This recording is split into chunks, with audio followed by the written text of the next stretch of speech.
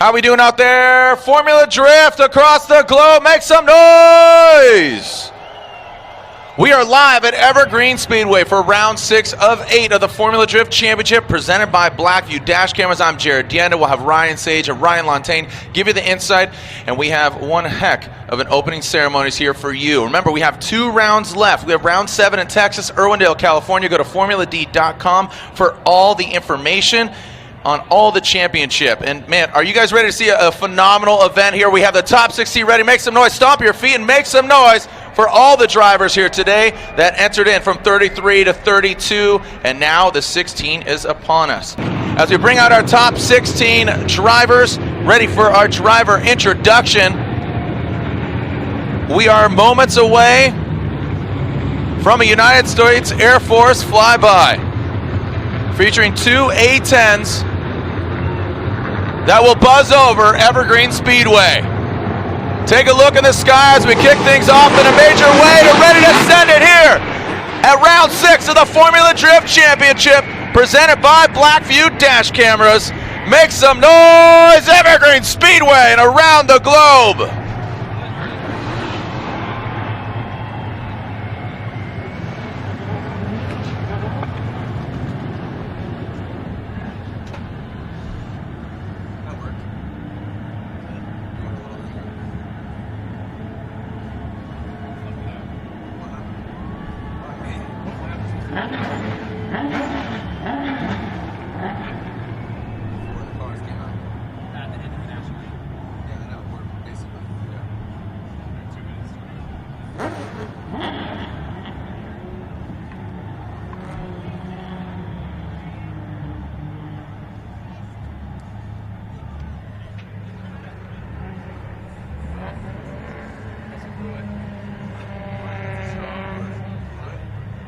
Very, very adamant about now they're late, they're 30 seconds. They flew over, dude. They flew over, dude. They flew over, dude. I saw shadows.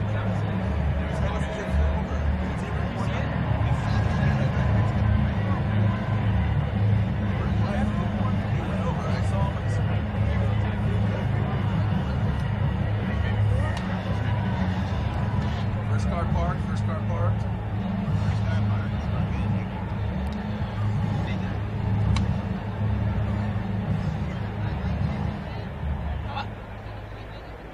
What's that? Not here. We did one in Irwindale. All right, now let's introduce you to our top 16 drivers here at round 6 of the Formula Drift Championship. Starting off with our #1 qualifier and current points leader and winner of the Black Magic #1 qualifier award. Presenting the check, Rusty Waples, Black Magic Car Care brand manager. That's a big check for Vaughn Gittin Jr., our #1 qualifier. Make some noise for Vaughn Gittin Jr. and the Monster Energy Nitto Tire Mustang RTR. Moving on down the line, 2-time Formula Drift champion, the NOS Energy Drink 370Z on hand-cooked tires. It's Chris the Force Forsberg, who's currently 3rd in Formula Drift standings. Next up, your defending champion, 2nd overall, coming into this round of competition in the Rockstar Energy Drink Nexen Tires SR by Toyota TC. Say hello to the Norwegian Hammer, Frederick Osbo. All right, moving on down, another SR by Toyota. This particular one, an 86. It is 8-6 day, so say hello to Formula Drift veteran in the Gretty Performance SR by Toyota 86, Ken the Goosh Gooshie. Moving on down the line from Dominican Republic in the Metal Dome Nexen Tires Toyota 86, it's Jonathan Castro. Loud and proud, 20 years old. He turns 21 in just a short time. Look at that. Dude. In the Injuku Racing Get Nuts Laboratory from Florida, in the S14, it's Alec Hanadel. Next up, car number 808, the Get Nuts Laboratory lead scientist. Say aloha to Forrest Wang. A string of Falcon cars coming up next. He is currently fourth in the Formula Drift standings. He's in the V8 ARC Performance Feel Suspension Falcon Tires Hyundai Genesis. It is Odi Bakshis. Well, we saw him go hard into the wall. He is a former Formula Drift champion. His car is still being worked on. Again, former Formula Drift champion in the ARC vehicle that is the Turn 14 Distribution Falcon Tire Subaru BRZ. It's Daijiro Yoshihara. From Danville, California, he's got the baby farm cheering him on. Mobile 1 on the side, Falcon Tires on the corner. It's The Rock, Tyler McCory. Another driver from Northern California, San Jose to be specific. He is in that V8 supercharged S14. The Beast from the Bay on Falcon Tires, Blackjack's Performance, Matt Field. A driver from right here in the Pacific Northwest. He's got a V8, but it's a Ford variety. Car number 959, Mobile 1. Say hello to Matt Kaufman. Commuting from Japan for numerous years, a Formula Drift veteran as well. He's in the Achilles Radial G37. It is Robbie Bushido Blade Nishida. Coming to us from Ireland in the Oracle Lighting Dodge Viper on Achilles Radials, it's Dean Carnage Carney. Next up, he's called Fast Kenny. He is in the Gotbill Achilles Radial BMW from Norway. It is Kenny Moen. Last but definitely not least, a lot of champions in the mix. One of only 3 drivers with 2 Formula Drift championships. Doing some select rounds here of Formula Drift in the Rockstar Energy Drink. Next in tires, Volkswagen V8 powered Passat. Say hello to the Golden Child, Tanner Faust. These are your top 16 drivers. Stomp your feet, Evergreen Speedway and around the globe. Let everybody know you're watching the battle in Seattle, the Throwdown. This is round 6 of 8 of the Formula Drift Championship, presented by Blackview Dash Cameras. It's now to, again, they like to do some burnout, so pull out those phones, get the photos, get the cameras ready, and post them at Formula D. Tag us away, hashtag FDSA. Let everybody know you're watching another page of the Formula Drift history book being written here at Evergreen Speedway. An absolutely perfect day as far as weather, and some excitement will unfold with these monstrous machines.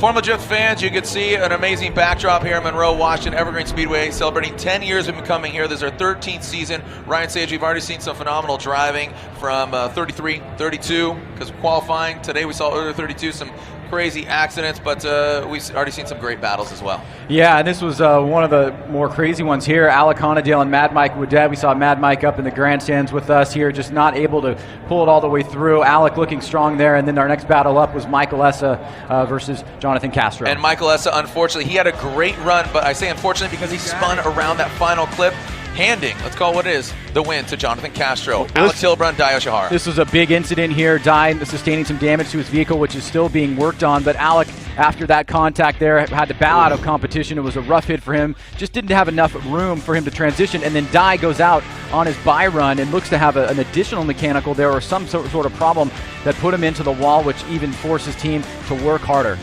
Jeff Stoneback, Forrest Wang, the Battle of the Wangs, they call it, as Jeff Stoneback's nickname is Jay Wang, and Forrest Wang came out on top. It was pretty fairly evenly matched as far as qualifying as well. And then we have Jeff Jones and Ken Gucci. Gucci really surging off the bank there, putting a lot of pressure on Jones. Coming up on the inside here on the attack, he was able to move forward. He'll face Robbie Nishida in the top 16. Speaking of Robbie Nishida, I have to say another driver that kind of got handed a victory here as Ryan Turk. Just a string of bad luck. Yesterday suffered some mechanical issues and couldn't do his first run, and called the 5 minutes on his second run, got the car together, put down a qualifying run, and then when it comes to him and Robin Nishida, unfortunately, he goes hard into the wall with that Gum Out Heritage livery. So as we get the party started here with the Nexen girls, we're up in the tower, and I'm joined by a special guest, a recruiter here from the United States Air Force. What a grand entrance. The A-10s, quiet vehicles, and if you would introduce yourself, your name, and your rank. Okay, I'm Technical Sergeant Mitch Harrower, and I'm from up here in Stanwood Camino Island, Washington. So. Sweet. So are you originally from Washington? Absolutely, yes, sir. Oh, really? Yes, so sir. you're flying that Washington flag. You are PNW. I'm sorry? Yeah, absolutely. You are from through the and PNW. through. Right on. That's cool. Sir. And your role within the United States Air Force? So currently I'm an Air Force recruiter up in Oak Harbor, Washington. Okay. Been doing that for a couple years, but prior to that I was an avionics technician on the F-15. Avionics technician, what does that involve? A lot of technical capabilities, everything that the F-15 does electronically, I'm responsible for maintaining it. That's cool. So like you get a lot of gearheads out here. You're kind of an airplane gearhead. Yeah, they call us a pointy head in the Air Force. A pointy head? Yes, really? sir. Oh, yes, sir. That's a pretty rad term. Well, thank you again for what you do, and of course recruiting. So, what are your words of advice if somebody they want to get in the United States Air Force, come talk to you, where, how? I mean, because again, there's a lot of mechanics out here nerding out, let's call it what it is, on these cars and these builds, but if you want to become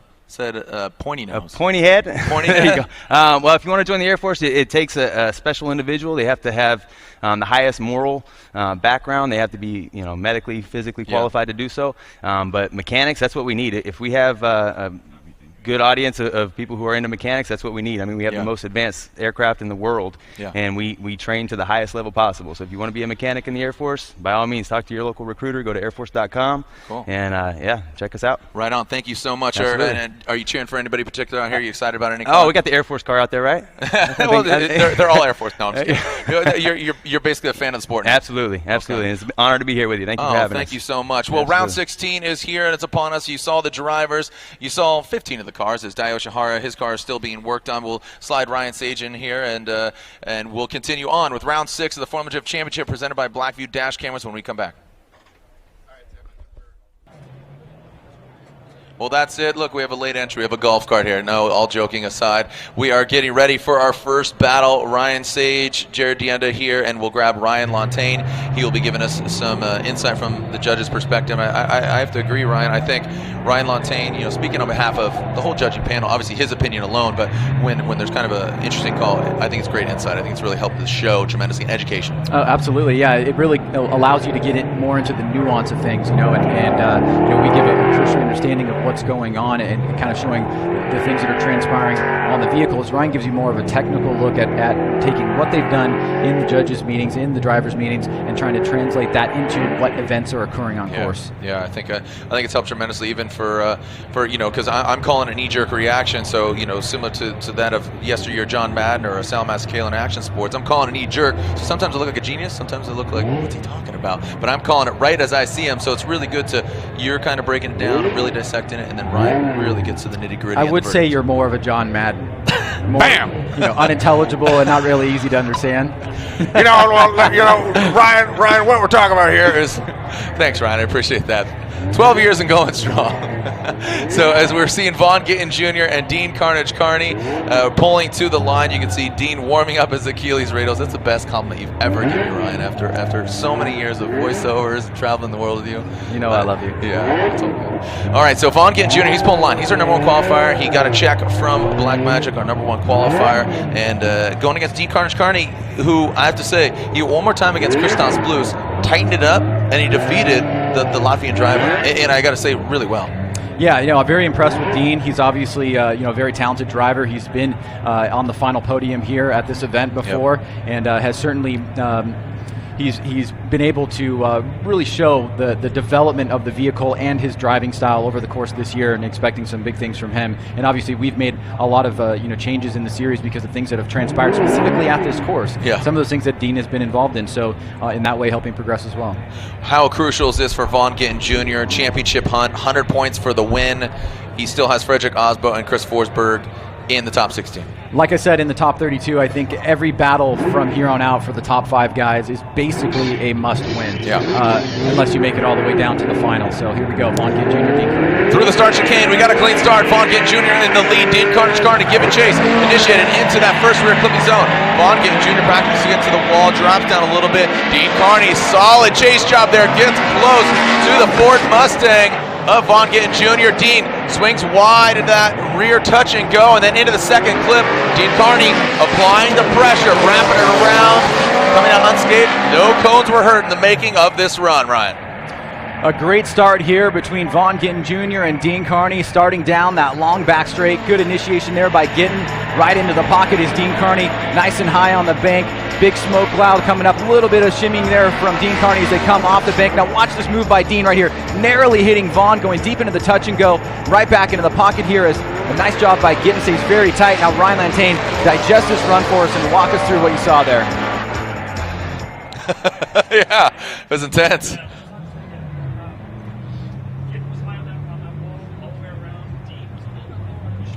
Everyone.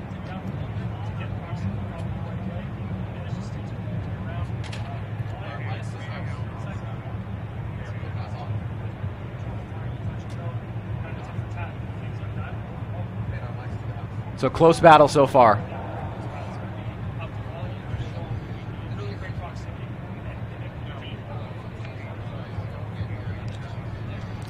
So Dean Carnage Carney will lead. Vaughn Gittin Jr. will give chase.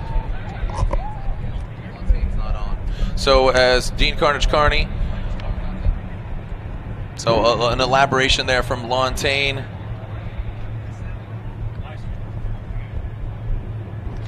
And yeah, a very intense battle there, Ryan, between these two gentlemen. As Dean, we start chicane. Here we go. See Vaughn Gittin Jr. allow some distance, and he's closing in, shimming his way, massaging that Mustang to the door of the Viper. Viper working its way up and down, coming off the bank, into the touch and go. Doesn't get all the way out there, but does a nice flick by Dean Carney. Vaughn Gittin Jr. knocking over that front clip, wrapping around the final clip. Vaughn Gittin Jr. making his presence felt there.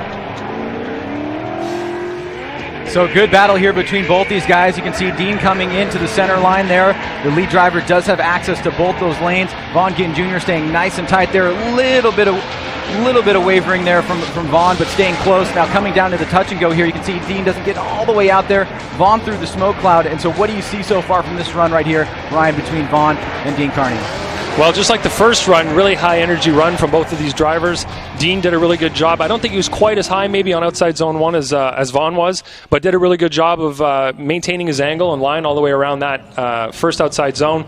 I'd say that they made kind of a mistake each, maybe 2 mistakes each on the infield part of the track, so it's really close, I think. All right, we can see Vaughn Gittin Jr., Dean Carney waiting for their verdict. High energy, that really describes it. I mean, I'm really impressed with, it was expected to see Vaughn. Dean, I think he's really dialed. He is, is this going one more time? We're seeing a winner here. Let's slide him left, right, or one more time. Vaughn Gittin Jr., Dean Carnage Carney, Brian, Andy, Ryan, say? Brian says one more time. And Andy says one more time. They're going at it again. They are going at it again. And it was unanimous there one more time. Ryan. Yeah, it's just very interesting, you know, because of the way that the logistics are set up here, unlike in the past where we have a booth and we're all really self-contained. We have one judge on the very far right where Ryan is. We have one judge next to us and then one down far at the end. So there's absolutely no conversing going on here. It gives you an idea with all three judges being unanimous just what they thought about that run. Yeah, we really honestly haven't had that set up, and I mean, sometime, if at all. Usually they're right next to each other, and they'll kind of converse about it. So that just goes to show you they're collectively, even though they're separate, they are a unison voice as far as the verdict. Matt Kaufman, Alec Honadale. Our next battle will revisit Gittin and Kearney, as Matt Kaufman, a local Pacific Northwest driver, the Roush-powered V8, really impressed with his driving, and of course Alec Honadale. He's cut from this new cloth. Both these guys, really phenomenal drivers, and I'm very impressed. I think this track suits their driving and their car fairly well. Here we go. Matt Kaufman will lead. Alec giving chase. There you go, Ryan Sage. You got our drift fans. Matt Kaufman initiating hard into that bank. Nice job. Look at Alec Honadale getting into formation. But just as soon as I say that, he drops down. Some correcting there by Honadale. Matt Kaufman a bit shallow on the touch and go, and that's where Honadale really shines.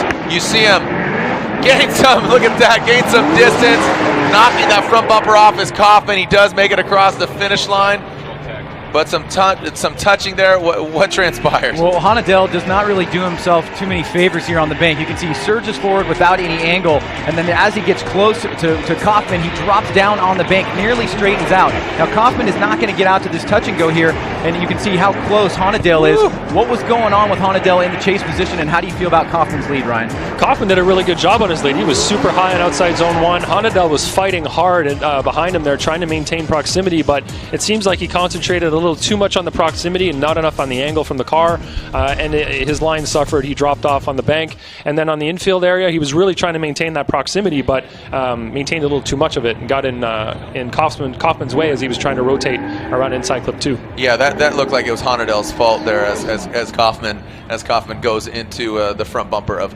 Alec. Oh yeah, for sure. You could see where he was inches away from Kaufman as he transitioned at outside zone 2, and that was really precise placement, but kind of miscalculated a little bit there at the last part. Yeah, it definitely exciting for Honadale though. I really like his driving. I like just how aggressive he is. It looks like they are looking at Alec's car. And Honadale and his dad Gail had an interview on Maximum Driftcast, and they were talking about just Alec and his signature style of dropping bumpers, and it just seems to be a reoccurring theme, kind of jokingly, but now almost traditionally, he drops bumpers.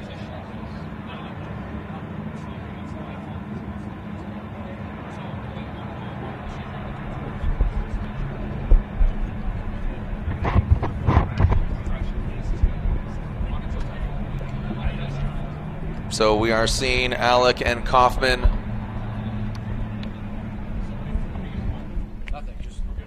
So before we see what transpires here, we have Lorette Nickel, our girl on the ground. She caught up with The Rock, Tyler McQuarrie, earlier. Guys, thank you so much. Well, we have the baby farm here with Tyler McQuarrie. And Tyler, you told me it's been a little bit of a rough year, some bad luck. Walk us through what's been going on with you. Yeah, it's been odd because, you know, the first part of the season was amazing. You know, Long Beach, Atlanta, Orlando, like just on point. We were, I think, like 5th in points, just a couple points out of 4th. And the car's been the best it's ever been. So we were expecting a lot of good things. We get to New Jersey and, you know, we got knocked out early with Forrest, and that hurt a little bit, but going to Canada and having to crash right before qualifying was a huge deal. Obviously, we couldn't go qualify, so that put us back to like 13th. And it was a really bad crash, and so we've been working really hard to get the car back, and everyone involved has done an awesome job. But we got here, and there were still things we were finding, you know, that were left over from the crash, so we never practiced on Thursday. Yesterday, I think we had probably like 3 or 4 runs before qualifying. Got the car good, and I went out and qualified 3rd, and it's back to where it was. So, you know, we just went out and went up against Pat Gooden, my Falcon teammate, and he's been having some issues too, but, you know, we got the win. We're moving on. Got my dog here, got my #1 fans, the baby farm. And the dog, yeah, the dog's excited too. So, hey guys, I know you're so proud of your dad. Big hugs. Big hugs. Aw. So, there we go. We have the whole family and the dog. Guys, back to you. Well, it's a family affair here at Formula Drift, especially for Tyler McCory. A lot of fathers behind the wheel and in the stands, and I myself am a father. So again, thank you for keeping it a family fair out here. As we are talking about and lining up, let's give away a car. How? Well, go to whatsyourfocussweeps.com. What's your focus? Sweeps.com. Enter to win a brand new Ford 2017 Ford Focus RS, courtesy of Ford and Ford Performance. What's your focus? Sweeps.com. As we are seeing our next battle come to the line, we also want to let you know you can find your Takata Formula Drift collaboration wallet at takataracing.com. The signature green Takata harnesses created by Harvey's seatbelt bags. Formula Drift Takata wallets available now at takataracing.com. Right? So yeah, as we get ready for this next battle here between Jonathan Castro and Tanner Faust, we will revisit Honadell and Kaufman. Honadell was charged for fault at the contact after inside clip number 1, heading into inside clip 2. Kaufman wanted to take a look at his vehicle, make sure that it was safe, and Honadell incidentally also called a competition timeout. Okay, so his competition timeout has been utilized. You're allowed one and only one for the weekend, so that goes from qualifying into game day, as we call it. Tanner Faust will lead. Jonathan Castro will give chase. Lights illuminate and they extinguish. You can barely see him there just between the two cars. Start chicane, clean start. Here goes that VA-powered Rockstar Volkswagen Passat, chased down by Dominican Republic's own Jonathan Castro. Tanner Faust high on the bank, rock solid, up high and tight with that wall. Not totally getting on that touch and go. Castro making me nervous there, almost zeroing in on that wall as Tanner Faust brings it on home across the finish line. Ryan, Castro is making me pucker there. Well, what you see here is you're able to contrast, a really solid lead line with a line that was trying to match Tanner Faust up on the bank and just was not able to in Jonathan Castro. But right here, Jared, as he comes off the bank, you can see Castro's going to get out of whack here in the chase position and not able to fluidly transition into inside clip number 1. It looks like Castro really, his run went downhill, I guess, right from the beginning. He wasn't on the right line, on the bank, and if you're not coming off that bank with the right angle, the right line, it can really mess up the entry to the infield, down the power alley, and getting near that wall for the touch and go. And you need to be fully committed to get that right. So unfortunately, he just made a couple of mistakes that got him on the wrong line, got him in the wrong part of the track. So now let's alternate. Jonathan Castro will lead. Tanner Faust will give chase. Tanner Faust with only one round of competition earlier this year. So seeming to really be figuring out this car. A lot of seat time for him in a bunch of different vehicles. Sometimes that can hurt you. Sometimes it can help you.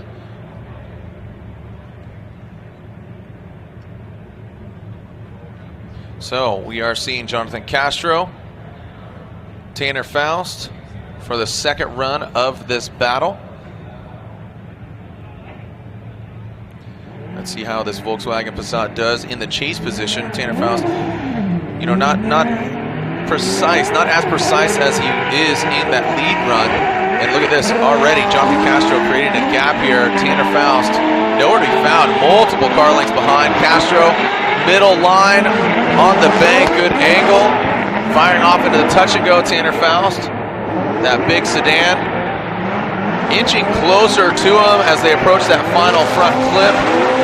Tanner Faust really taking a straight line towards that final front clip. Well, really interesting with Tanner. You hate to see him have a bad start because of a driver's mistake coming out of the gate, but he didn't really get out as well as he wanted to. It established a big lead for Jonathan Castro, in which Tanner Faust was playing catch-up pretty much the entire time. Yeah, it looked like Tanner botched the start. He either got too much wheel spin off the line or missed a shift, something like that. You could see his car kind of losing traction down the straightaway, and he just didn't have the momentum and the speed. The proximity wasn't there at initiation, and he never was able to recapture it. How do you weigh something like that as opposed to poor bank for Castro and mistake on the inside here? Well, that's something that the three of us are going to have to look at individually and see how we weigh that. It's, he made a mistake. He wasn't able to have any proximity at all, really, in the first part of the track, and barely was able to catch it back up during the rest of the track. So it doesn't look good for him for that run, but then we're going to have to compare it to the other run prior to that. Okay, so we are waiting for the verdict here between Faust and Castro. Yeah, that was really interesting for Tanner. Are they going to slide right for Faust, left for Castro, Brian, Andy, and Ryan? And there's a one more time from Brian. Andy saying Tanner, Faust, and Ryan saying one more time. They're going at it again, so it's 2-1. Brian and Ryan saying one more time. Ryan, I'm seeing a head shake saying like, yeah, I agree with that. Yeah, I mean, Tanner, wasn't really a force in that second run, but Jonathan's mistakes were pretty sizable as well. So I think it's hard to get a winner there. I mean, like Ryan said, it's going to depend on each individual judge about how they weigh those mistakes versus not having any proximity from Tanner. Yeah, it was really surprising. I mean, it showed you that Castro has the car. He can chase him down because he, kept the same distance from start to finish. Faust got just a really bad start. You slowly started to see him inch towards Castro in that chase position. 4 battles in, nobody into the grade 8 yet. Right. Well, a lot of tires were burned up in the making of this top 16 introduction here. As Alaconda, no, that's good. Cone State still just tipped. So Alaconda throwing it in that lead position. Matt Kaufman doing the same. Honadale. Kind of same height on the bank. Nice job, too. Young guns of the sport. Matt Kaufman, kind of a slow transition there into the second rear clipping zone. And a late, very uncharacteristic. Matt Kaufman's been one of the nastiest drivers around that final clip. And that was I mean, like I said, every other run, Kaufman just nails that final clip. Well, you had a big mistake by Honadale in that first run that, you're hoping if you're on Honadale's team that Kaufman is going to make an equal mistake. Now, Kaufman right here looks okay all the, from this point, from the start line until now, but it's really going to be around this last sector, Ryan, where things get a little bit awry here. He misses that second inside clip, and then what happens right here? Yeah, I don't know. He timed his transition really poorly. Almost went right off track there. He probably dropped a tire, but here's the first run for comparison. So you can see the mistakes that Honadale made. He made some significant mistakes in the chase here with lack of proximity, first of all, but wasn't really mimicking what Kaufman was doing at all. His angle was quite low. So if you're going to start weighing mistakes, yes, Kaufman made a mistake right at the finish line, but right there, that was a really major mistake coupled with what he did on the bank. So I personally would think that, Honadale made some bigger mistakes despite Kaufman's, flub right at the end of the course there. So we're seeing some one more time, some chomping up, and then now we are seeing a verdict. Are we going to have a winner here? I'd have to say, unfortunately for Honadale, the big mistake in that first run, that's going to put the nail in the Kaufman. I've used it before.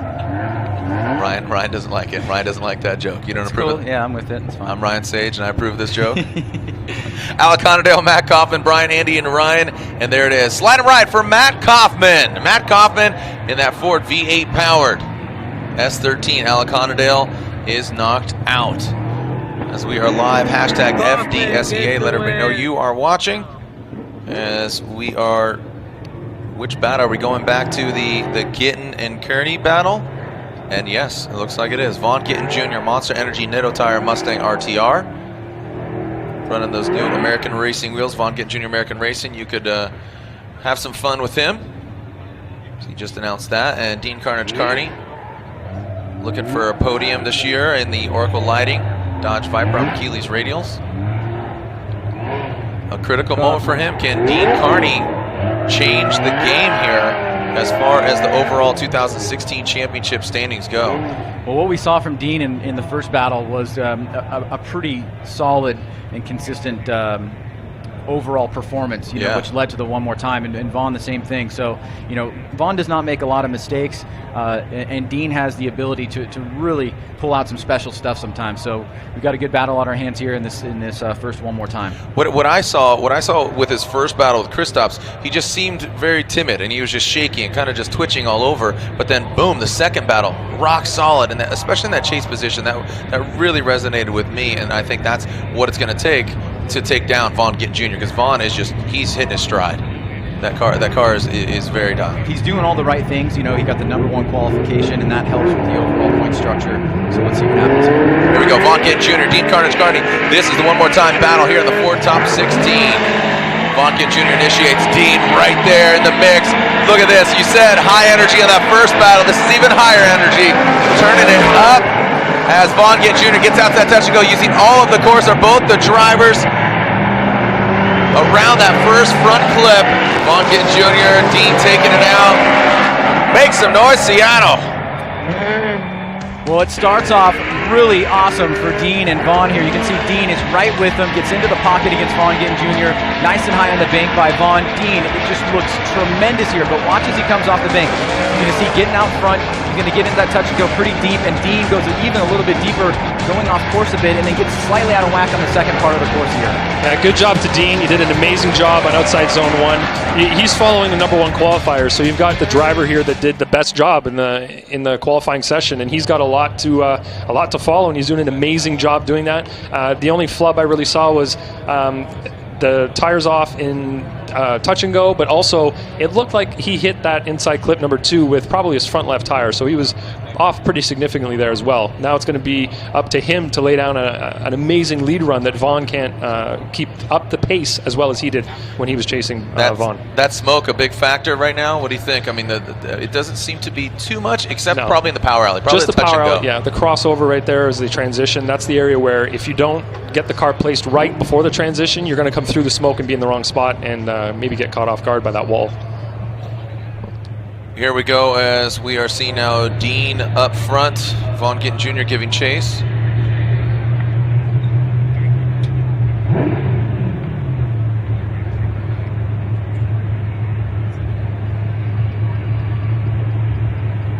Here we go, Vaughn Gittin Jr. Dean Carnage Carney out front. Kind of hush falls over the crowd here, expecting some big things here. Who's going to come out on top? We're going to see another one more time. Listen to it. 18 cylinders on track. Dean, nice job out front. Vaughn Gittin Jr. working it up and down on the bank. Out to the touch and go are both the drivers. Vaughn coming in hard. Lunging forward with that pony. Transitioning as Dean Carnage Carney around that final clip. Make some noise for Dean Carnage Carney and Vaughn Gittin Jr. This section of the course from outer zone 1 into the power alley is one of my favorites if the driver can get it right. And you can see Dean, amazing lead run here. Vaughn following him, a couple little minor flubs here, but watch as it comes down off the bank, through the smoke line, and just boom, right into the pocket right there. Dean gets really deep into that second outer zone. How are you feeling about this run overall between these two drivers? Yeah, Vaughn did a good job maintaining proximity on outside zone 1, but I didn't feel that he had the precision. He didn't have the same angle, and he was also kind of surging a little bit. A couple of little bobbles through there. Coming from outside zone 1 down to the touch and go, he also kind of went on a bit of a shallower line. It didn't look like he was as planted as Dean was when he was chasing him throughout outside zone 1. But then again, Vaughn didn't drop a tire in the inside clip 2, but Dean didn't drop a tire and outside at the touch and go. So it's a lot of trading of little mistakes here and there. It's going to be a tight one, I think. That's why you're up here, Ryan. So our 3 judges will basically digest the 2 runs, some exciting runs. Would you guys agree, Seattle and across the globe? Just getting things going here with our top 16. Vaughn Gittin Jr., Dean Carnage Carney, slide him left for Dean, right for Vaughn Gittin Jr. Championship implications on the line. Our current points leader. Is there a wind of change? Going to our judges. Brian says Dean Carnage Carney. Andy says one more time. Dean Carnage Carney gets the win and takes down Vaughn Gittin Jr. Dean Carnage Carney in the Oracle Lighting Dodge Viper on Achilles Radial takes down our current Formula Drift leader, Ryan Lontaine. Which way did you go? You slid it to Dean? Dean Carney. He was flawless, on the outside zone 1 when he was chasing. He did an amazing job in the lead position as well, but I think their leads were pretty similar. There were, if you really want to nitpick, it was really in the chase position that I think that Vaughn did not adhere to what Dean was doing on outside zone 1, and we deem that such an important area. It is a very difficult area to maintain that proximity and do what the lead car is doing. If you look at what Dean was doing in the chase, glued to Vaughn, and like a magnet, really, wasn't moving off of what he was doing. So that's the reason for me. All right, well, Ryan Lontaine elaborating on his verdict, and it was 2-1. There wasn't one more time there. As we advance on to Tanner Faust and Jonathan Castro. Tanner Faust, the Rockstar Energy Volkswagen Passat. And look at Castro looking a lot more cool, calm, and collected. Not as high as Faust, but still middle line. Good proximity, nosing in as Tanner Faust knocks out that cone. Castro wraps it around. It just doesn't look like Tanner Faust is going to make that final clip. He takes out the cone, or it looks like he's going to take it out. Well, very similar from the first run. Tanner gets out, stays nice and high on the bank, very solid and consistent. You see a few minor corrections there in the chase position from Jonathan Castro. Now, as Tanner comes off the bank, he sees pretty precise on the rear line there of the touch and go. And then Castro is trying to close the door here, does a much better job on the second part of the course, it seems like. Yeah, look at Faust. He's laying down the same run every time, pretty much. It doesn't matter from run to run. It's very consistent. In the chase position, Castro still had those bobbles on outside zone 1. He's doing a good job of maintaining proximity, but he needs to mimic what the lead car is doing a little bit more. So stay on the same line, try to match that angle, and minimize the corrections on the steering wheel as well. Those are the real major problems I saw with Castro's chase. But through the infield, did a really good job of mimicking what Tanner was doing. It's just really on the that outside zone 1. He needs to concentrate more on being smooth. Castro leading Tanner Faust. We saw Tanner Faust, as you said, it seemed that, I don't want to call it an inactive chase. Seems like he just got a bad start, as Tanner Faust seems that he is a...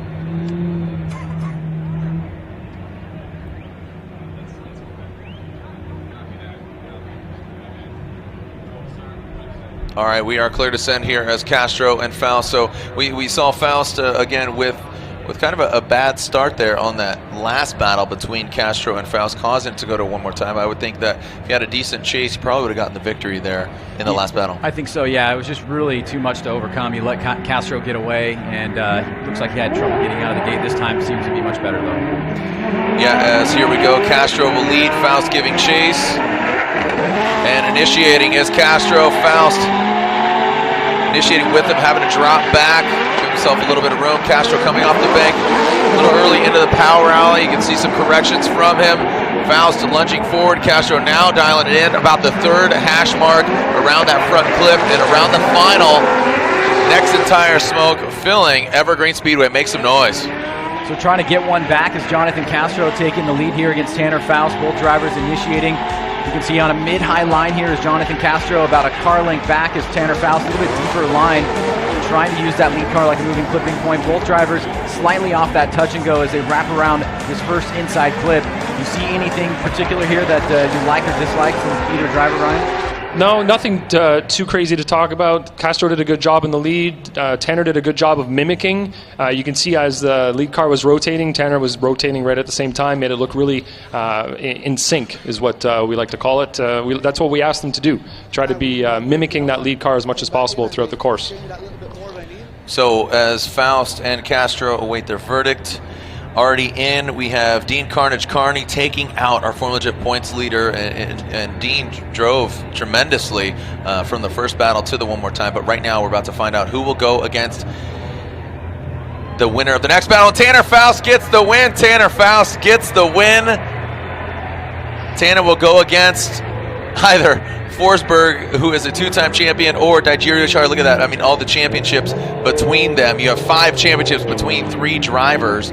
Tanner with 2, Forsberg with 2, and Dio Shihara with his 1. But are we going to see Dio Shihara's car pull to the line? It looks like I am seeing it there off in the distance. Well, we'll certainly have some concern for Dai. I mean, being unable to take the car out on course for a shakedown after that really challenging accident with Alex Hilbrun, and then the secondary one, which led to where we are now, that took the entire break to try and put back together. We just don't know how much confidence he's going to have in the vehicle, but we know how wonderfully resourced his team is, so he does have a really good opportunity here, but it's just one of those kind of things where it's a little bit of a question mark. You just don't know. Right, and yeah, you saw him throw it in the wall there on his bye run. Well, talking about confidence, you know his confidence? Dean Carnage Carney. Lorette Nickel caught up with the driver that's already into the Grade 8. Well, Dean, you said that was maybe one of the hardest, if not the hardest battle of your life. Tell us why. Yeah, that was definitely the hardest battle of my FD career. Vaughn is the kind of guy that you know is straight up. He's always 100% and he goes for it, you know, and that's exactly what we knew we had to do. We had to bring our A game, and we done it, and the best we could get out of first round was a one more time, you know, and I was speaking with my guys on the radio, we need more car, we need more grip, you know, and came back in and they gave me that little bit more that I needed, and we were just able to edge them out, but it was super close and absolutely amazing fun battle. Well, the judges said that you maintained proximity and that you were like glue on Vaughn's door. Take us through that run. Yeah, so I'm not very good at qualifying, actually. It's kind of my bad point in drifting. But definitely when I tandem, my pacing is what I kind of excel at. So I love pacing down, getting really close. That's where you get all the excitement and adrenaline from doing that, you know. Well, Dean, congratulations. Great job. We'll hopefully be talking to you in a little bit. Hopefully so. Bye-bye. Bye, Dean. Thanks. Guys. Wow, congratulations, Dean Carnage Carney. That was He's hyped. Yeah, he's super hyped, but I love the admitting. He's like, qualifying's not my strong suit. Just really, really honest. But you know, when a push comes to shove, he was on it. So here we go. We are seeing two former Formula Drift champions, Chris the Force Forsberg in the NOS Energy 370Z with the VK56, some NOS thrown at it, and then Dai Yoshihara, who's taken it hard on the wall twice. As you said, confident. Let's see what Dai Yoshihara has got. Turn 14, distribution, Falcon tires, BRZ. Chris Forsberg going into the bank. Dai Yoshihara giving chase. Dai Yoshihara right there. Forsberg high on the wall, coming into the power alley. A little e-brake yank. Dai Yoshihara allowing some distance. Whoa! Dai Yoshihara lunging forward. Not going to work out to his advantage, taking out that final front clip. Walk us through it again, Ryan's. Well, I was going to say, so far so good for Daijiro Yoshihara on the bank. You can see Forsberg starts off pretty solid, nice and high. Dai sticking with him pretty well throughout this section of the course, but as coming off the bank, you can see right here, Dai does not really get out to that touch and go, Ryan. Yeah, he didn't get out as wide as Chris did right there, but he really kind of jumped forward right there to gain more proximity, dropped the tire by doing so, and then hit that inside clip. So he's driving aggressively. He knows that he has to with Chris. Can't really give Chris any space to get away. Chris is pretty solid in the lead position, chase position too, so it's going to be interesting to see how Chris will mimic what Dai is doing in the lead now. Dai's got a lot of horsepower. He's got that turbocharged V8, and Forsberg with nitrous oxide added to his deal, and yeah, you're seeing a little bit of smoke there. Is that just purging the NOS? I know we saw smoke coming out of his car earlier. Yeah, it's definitely smoke coming off of his turn 14 distribution VRZ. Ryan, as we await here, Dai Yoshihara will lead. Chris Forsberg giving chase. The winner going against Tanner Faust. Who is Tanner gonna see in the Grade 8? Dai Yoshihara initiates. High on the bank. Nice job by Dai. Forsberg right there. A lot of proximity there from Chris Forsberg. Can't even see him through that Falcon tire smoke. Forsberg transitions into that second rear clipping zone. Forsberg dialing it in. Dai Yoshihara pulling away across the finish line. Exciting run there, Ryan. Well, Chris gets right up in Dai's business pretty much right out of the gate here. You can see right there he's eyeing him up, then closer and closer. Makes a little minor correction right there, but he gets right back to angle and keeps the pressure on Daijiro Yoshihara. Ryan, from your perspective here, you know, what does Dai need to do in order to get it one more time or take a win here, and did he do enough? Well, really similar in terms of the chase runs. Chris made a mistake on outside zone 1, but he was pretty good through the rest of the course. And then you looked at what Daijiro did in his chase position. He had those couple of little flubs on the infield. Chris kind of scared me a little there when his car started to straighten up a little. It's not an area where you like to see that happen, but he managed to get it back to angle. It was a minute straighten, I'd say. It wasn't really a straighten, just a lack of angle for a short period of time. So waiting for the verdict here, Forsberg and Yoshihara, the winner going against Tanner Faust as they are waiting in the wings. If we have a winner here, we'll be completed with one side of the top 16 bracket. And here we go. Slide him left for Yoshihara, slide him right for Forsberg. Brian, Andy, and Ryan, and it's unanimous. Chris Forsberg gets the win. Chris Forsberg gets the win as Dai Yoshihara is knocked out. So Forsberg is going on against Tanner Faust, and right now we have our own Lorette Nickel, who caught up with Forrest Wang earlier in the top 32. We're going to see Forrest Wang move on, and he just told me this is the best that he's ever felt on this track. Forrest, why is that? It probably has a lot to do with the suspension. We got our spotter, Dave, from Stance Suspension, Tollgate Factory's up in the tower. He's watching the cars, every motion, and we got the suspension pretty dialed, and the car's hooking good. I'm getting 2 solid laps out of a pair of tires, so that's definitely a good thing, and I'm feeling really comfortable now. Any changes that you're going to have to make? No, I think we got the car pretty well suited for this track, and we'll just bring it up to top 16, and hopefully I got to go against Odie again. We battled Odie in Montreal, and we battled Odie in Atlanta, and it's like he keeps beating me, so I'm really looking for that redemption. So hopefully, I can stick it to him this time. Forrest, best of luck. Thank you so much. Guys, back to you. All right, well, he is not backing down, as we are going to see Odie and Wang. He talked about it, and he's re-entered Formula Drift competition after a brief retirement there. The lead scientist in GetNuts Laboratory, Odie Drift, Odie Bakshis. Look at that, Odie and Forrest going against each other 4 times there.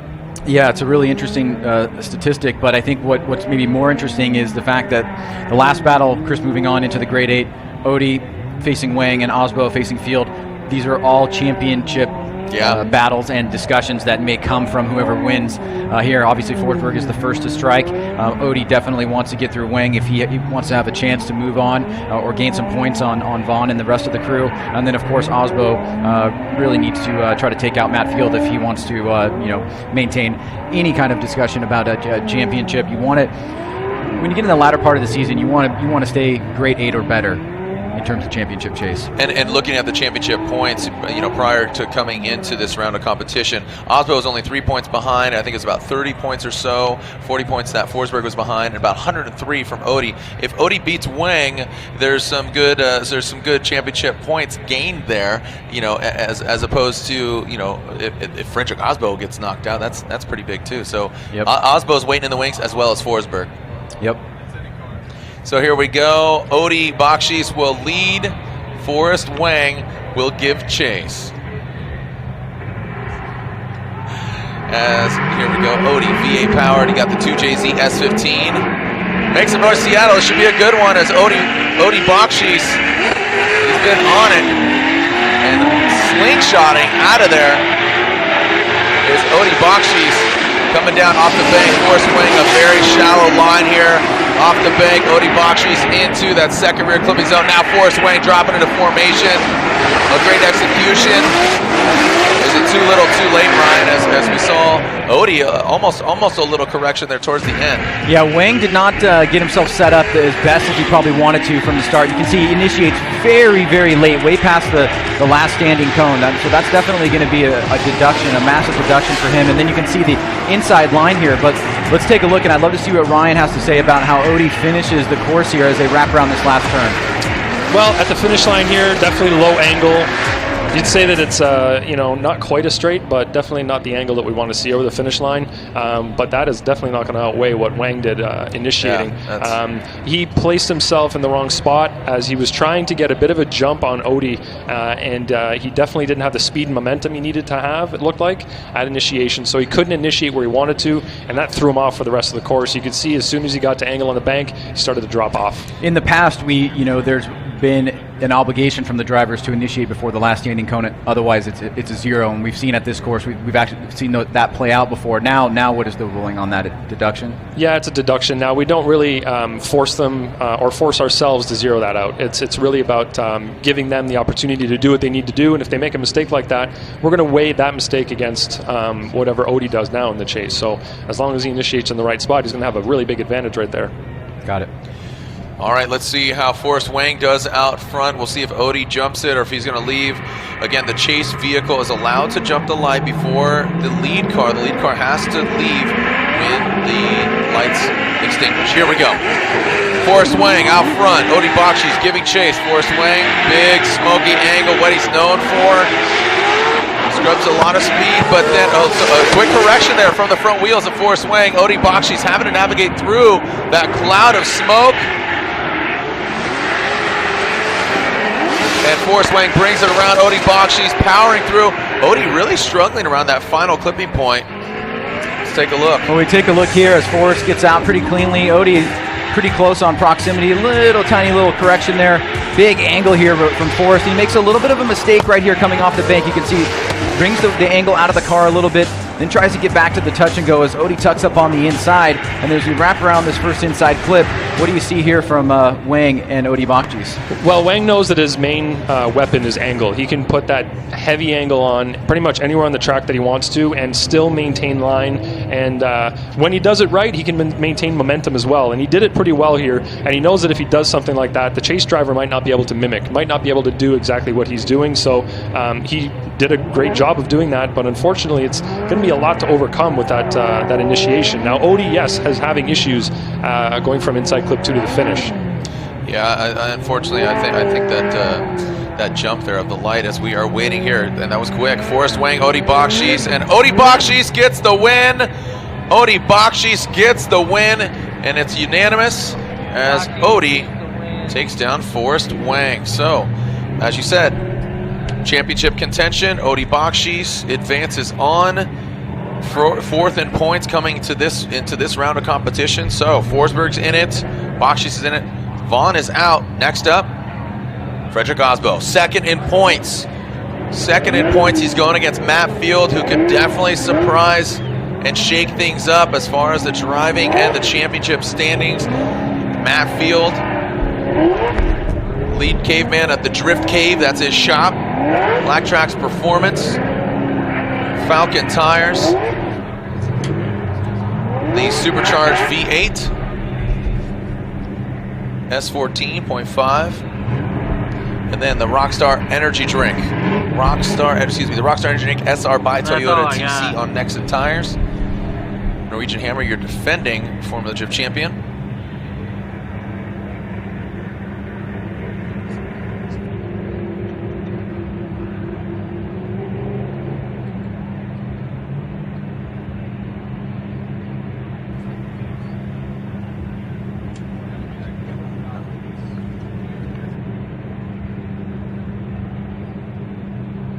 All right, so here we go. We are seeing Osbo. 2016 championship on the line. 2 rounds left to go, but with Vaughn Gittin Jr. going out early, all eyes are on Frederick Osbo to see how things are going to shape up. Matt Field, a fun driver to watch. Is he going to take down our defending champion, Frederick Osbo? Frederick Osbo initiates Matt Field. You can see him inching closer and closer. Settled is Frederick Osbo. Nice job by him coming down into the power rally, into the touch and go. Matt Field lunges forward, gets to the door, has to back off. Frederick Osbo calculated his chase, or excuse me, his lead run. Just another kind of just poetic run there by Osbo out front. Yeah, on the face of it, looks like another standard Osbo run here out front. You can see Field starts off with a little bit of a low angle into his initiation. He catches up. He gets real close to Osbo here. Now Osbo's going to come off the bank. He's going to stay pretty deep into the touch and go. Field comes through the smoke line here. What do you think happened to Field on the start line there and then into initiation, Ryan? Well, it was pretty impressive that he was able to reel in Osbo while maintaining the amount of angle he had. It might have been a little bit less than Osbo's, but he maintained the proper line and was able to actually get up to Osbo. You don't see that very often. Typically, they have to lower their angle or lower their line to get that proximity back, but he managed to do it. So that was pretty impressive. So you'd say that his proximity wasn't great at initiation, but he managed to do pretty well by the end of that spot, that zone, and then throughout the rest of the course. Mid proximity, not the best, but pretty solid. So we'll see what Osbo does in his chase position now. He's going to have to outdo Field. So if he wants to do better than Field, he better have that proximity right away on outside zone 1. And Osbo's lead? Osbo's lead, pretty solid. You didn't see any movement of his car. He really set it to angle on outside zone 1 and just maintained it throughout. Transitions were pretty smooth. Nothing too flammable. Here we go, Matt Field. New livery, new bumpers. We'll see if he has a new podium as Matt Field initiates strongly. Frederick Osbo starts mid and works his way up the bank. Matt Field now into the power alley, into that second rear clipping zone. Frederick Osbo now lunges forward, transitioning around that final clip. Matt Field takes out the front clip. Man, pretty good run there by Field, and take a look at this initiation. Well, here we go. Matt Field taking the lead against Frederick Osbo. Nice and high on the bank. You can see Osbo starts down much lower, then makes his way up. Good angle by Field here. Solid bank by him. Now coming off the bank, he's going to miss the touch and go just by a little tiny bit there. Osbo tucks up on the inside, grabs some proximity from Matt Field, and then both drivers wrap around to the finish line. Yeah, they're almost mirror images of each other, these chase runs. Osbo, instead of being a little bit further back, but on the same line, he was a little bit lower, but closer right away. The rest of the runs were pretty similar, so there's not a whole lot to analyze here other than they were really close to one another. We'll see if we are about to see a winner. Are we going one more time? Where are my Matt Field fans at? Make some noise. Where are my Frederick Osbo fans at? Make some noise. Well, here we go. Either going to be bummed or you're going to be stoked. We're about to find out, or you're going to see stoked regardless because they might go one more time. Brian, Andy, and Ryan. Frederick Osbo says Brian. Andy says one more time. And Ryan says one more time. They're going at it again. They're going at it again. So 2-1. And I kind of agree with that. I think it was a proper call. I mean, it was kind of uncharacteristic of Osbo, but there's so much focus on that lead. I liked the height of both the guys. I could see maybe why Eggert was leaning towards Osbo. I thought Field, his mistake on initiation and not getting to angle was fairly sizable. But I think Ryan explained it pretty clearly about what his position was, and then you can see the result of the one more time. All right, so we are going to revisit that of Osbo and Field, but now we're moving on. Kenny Moen, Tyler McCory. Both very fast drivers. I mean, visually, we talked about Tyler McCory all day, and Kenny Moen traditionally has been one of the fastest drivers, just expediting the course as quick as possible. So here we go. Tyler, the Rock McCory. He will be leading. Kenny Moen will be giving chase. Ryan, your expectations here from McCory and Moen? Well, based on the way that Tyler's been driving and just what we know from Kenny in general, I would imagine that this is going to be, a barn burner. Both of these guys have looked super solid. Tyler certainly has been on fire this weekend, qualifying third. And just here we go. Tyler McCory, feint entry there for both guys. Tyler McCory initiates, good angle. Kenny Moen, similar to that of Matt Field, we saw him kind of reeling in, but now backing off. Tyler McCory not getting all the way out to the touch and go. Kenny Moen does. Tyler does fill about half of that second rear clipping zone. And around that final clip is Tyler McCory and Kenny Moen. Really want to hear what you Ryans have to say. Yeah, pretty interesting here. You can see both drivers using that feint entry. McCory gets right on a mid-high line and starts moving a little bit higher. You can see Moen doing a pretty good job there. And it looks like Tyler comes off a little bit early here, and you can see it's going to cause him to miss that touch and go, not get as deep as Moen did, because Moen was figuring that he was going to go there. You might be able to argue that that's going to give a little bit more proximity to Tyler. But what do you say, Ryan? Yeah, this isn't Tyler's strongest run. We've seen some really great runs from Tyler over the last couple of days.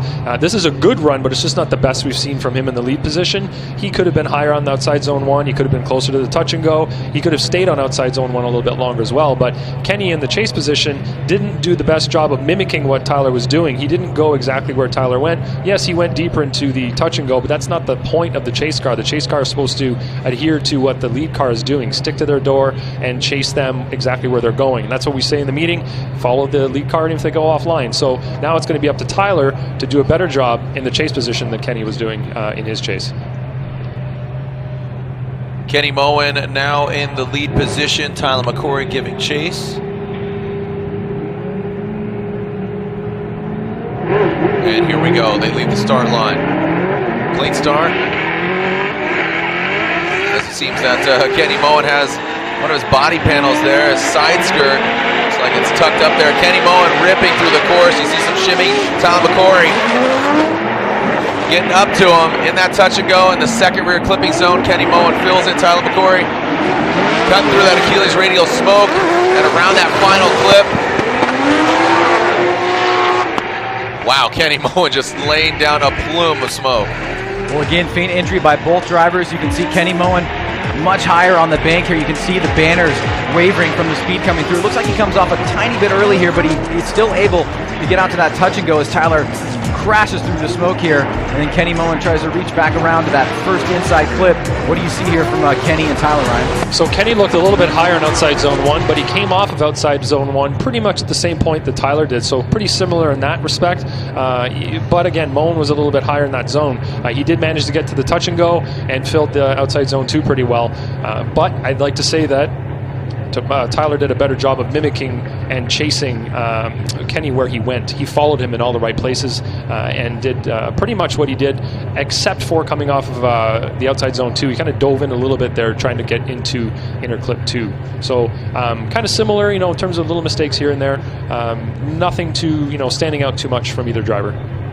Kenny Moen, Tyler McCory waiting in the wings. Safecraft Racing Equipment, Mobile One, GoPro, Chevrolet Camaro, and Falcon Tires. Kenny Moen, Achilles Radial, Gottville, BMW.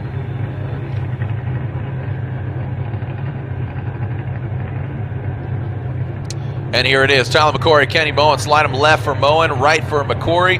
Brian, Andy, and Ryan sing. And there's Brian with a one more time. Andy and Ryan. Andy saying Kenny Moen, and Ryan saying Tyler McCory. It's a one more time. A split decision across the board.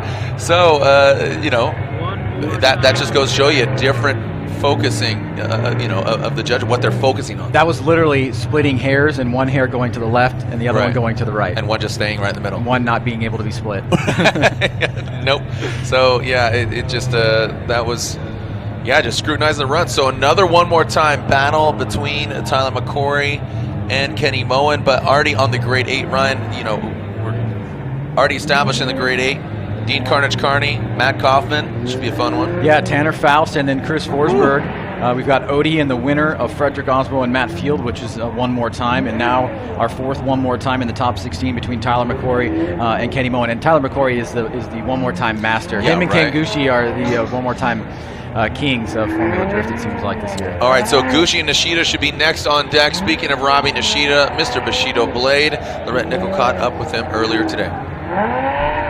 So much. Just wanted a second to catch up with Robbie. So, Robbie, we were having a conversation about what you're focusing on here at Seattle. Why don't you tell everyone what that is? Well, I've, kind of been out of ranking for a while now. New chassis, and we've been really struggling on the car. There's a couple of changes that we made that are really major from Canada, and I think it's really working out. Kind of got lucky, coming into the top 16, moving on from top 32. Ryan took himself out, so it was unfortunate. But a win's a win, so I'm really glad that I'm here. But the car's still struggling, and I'm trying to get used to it. And every round is the only time I really get to drive it, so it's really hard to try to get used to it. But we'll see. I'm taking it round by round, and I'm not looking at the whole season anymore. Including today, there's 3 more rounds, so we just got to do the best at wherever we're at.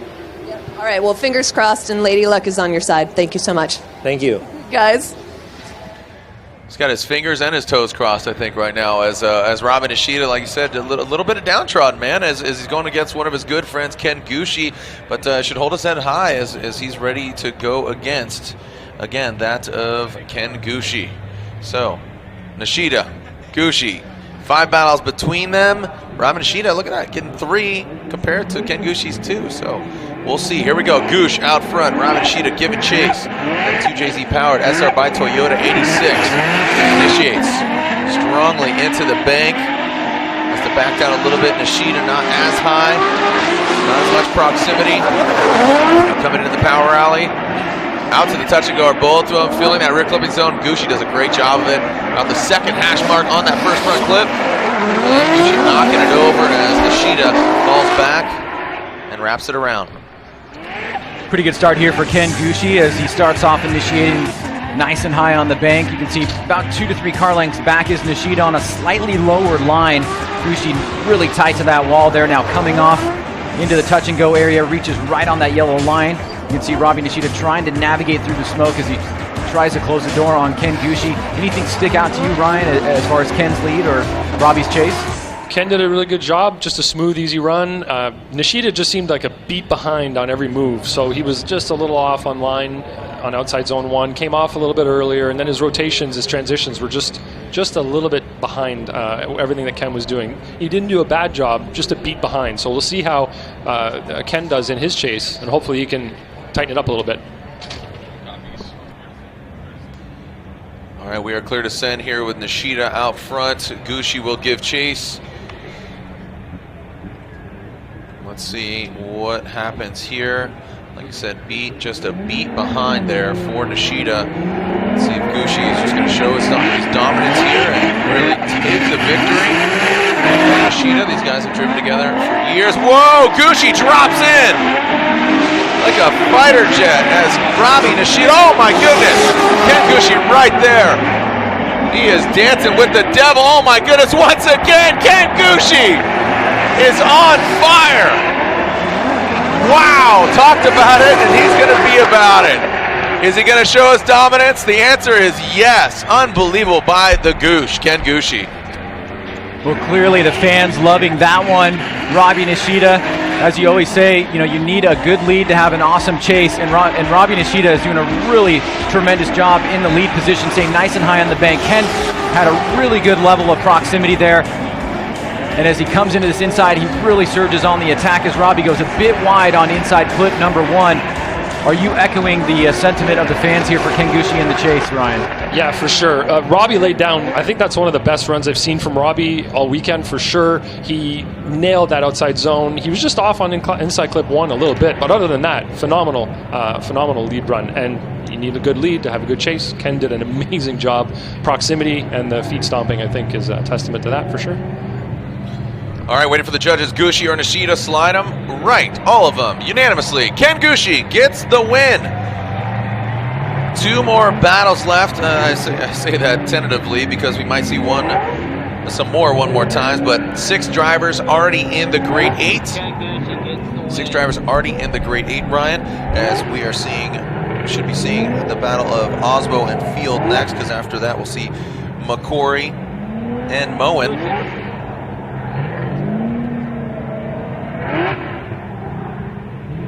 So, Frederick Osbo, Matt Field, you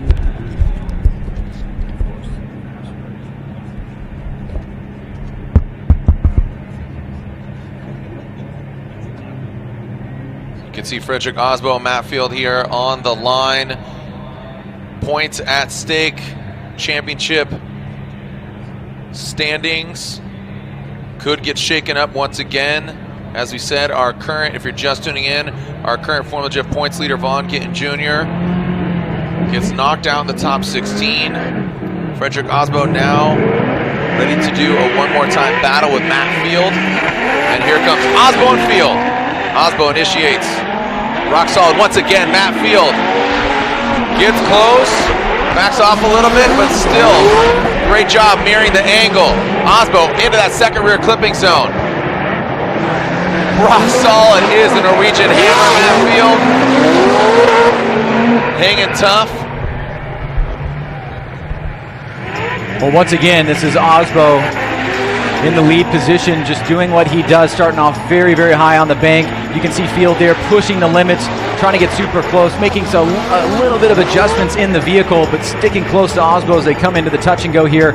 Osbo maxing out the angle, but unable to shake Matt Field in the chase position. It's a solid lead run, it looks like, for Osbo, and Matt Field surging at moments and having some good moments of his own. Yeah, they both did a great job. The one thing I love about what Osbo does is how he's able to maintain his momentum from inside clip 1 through inside clip 2 through the finish. A lot of drivers are having an issue there rotating their car. Some of them rotate around the clip, some of them rotate earlier, get on the throttle, maintain their angle and momentum all the way through to the finish. And Osbo is one of the best at doing that. And you could see Matt had great proximity up until that point.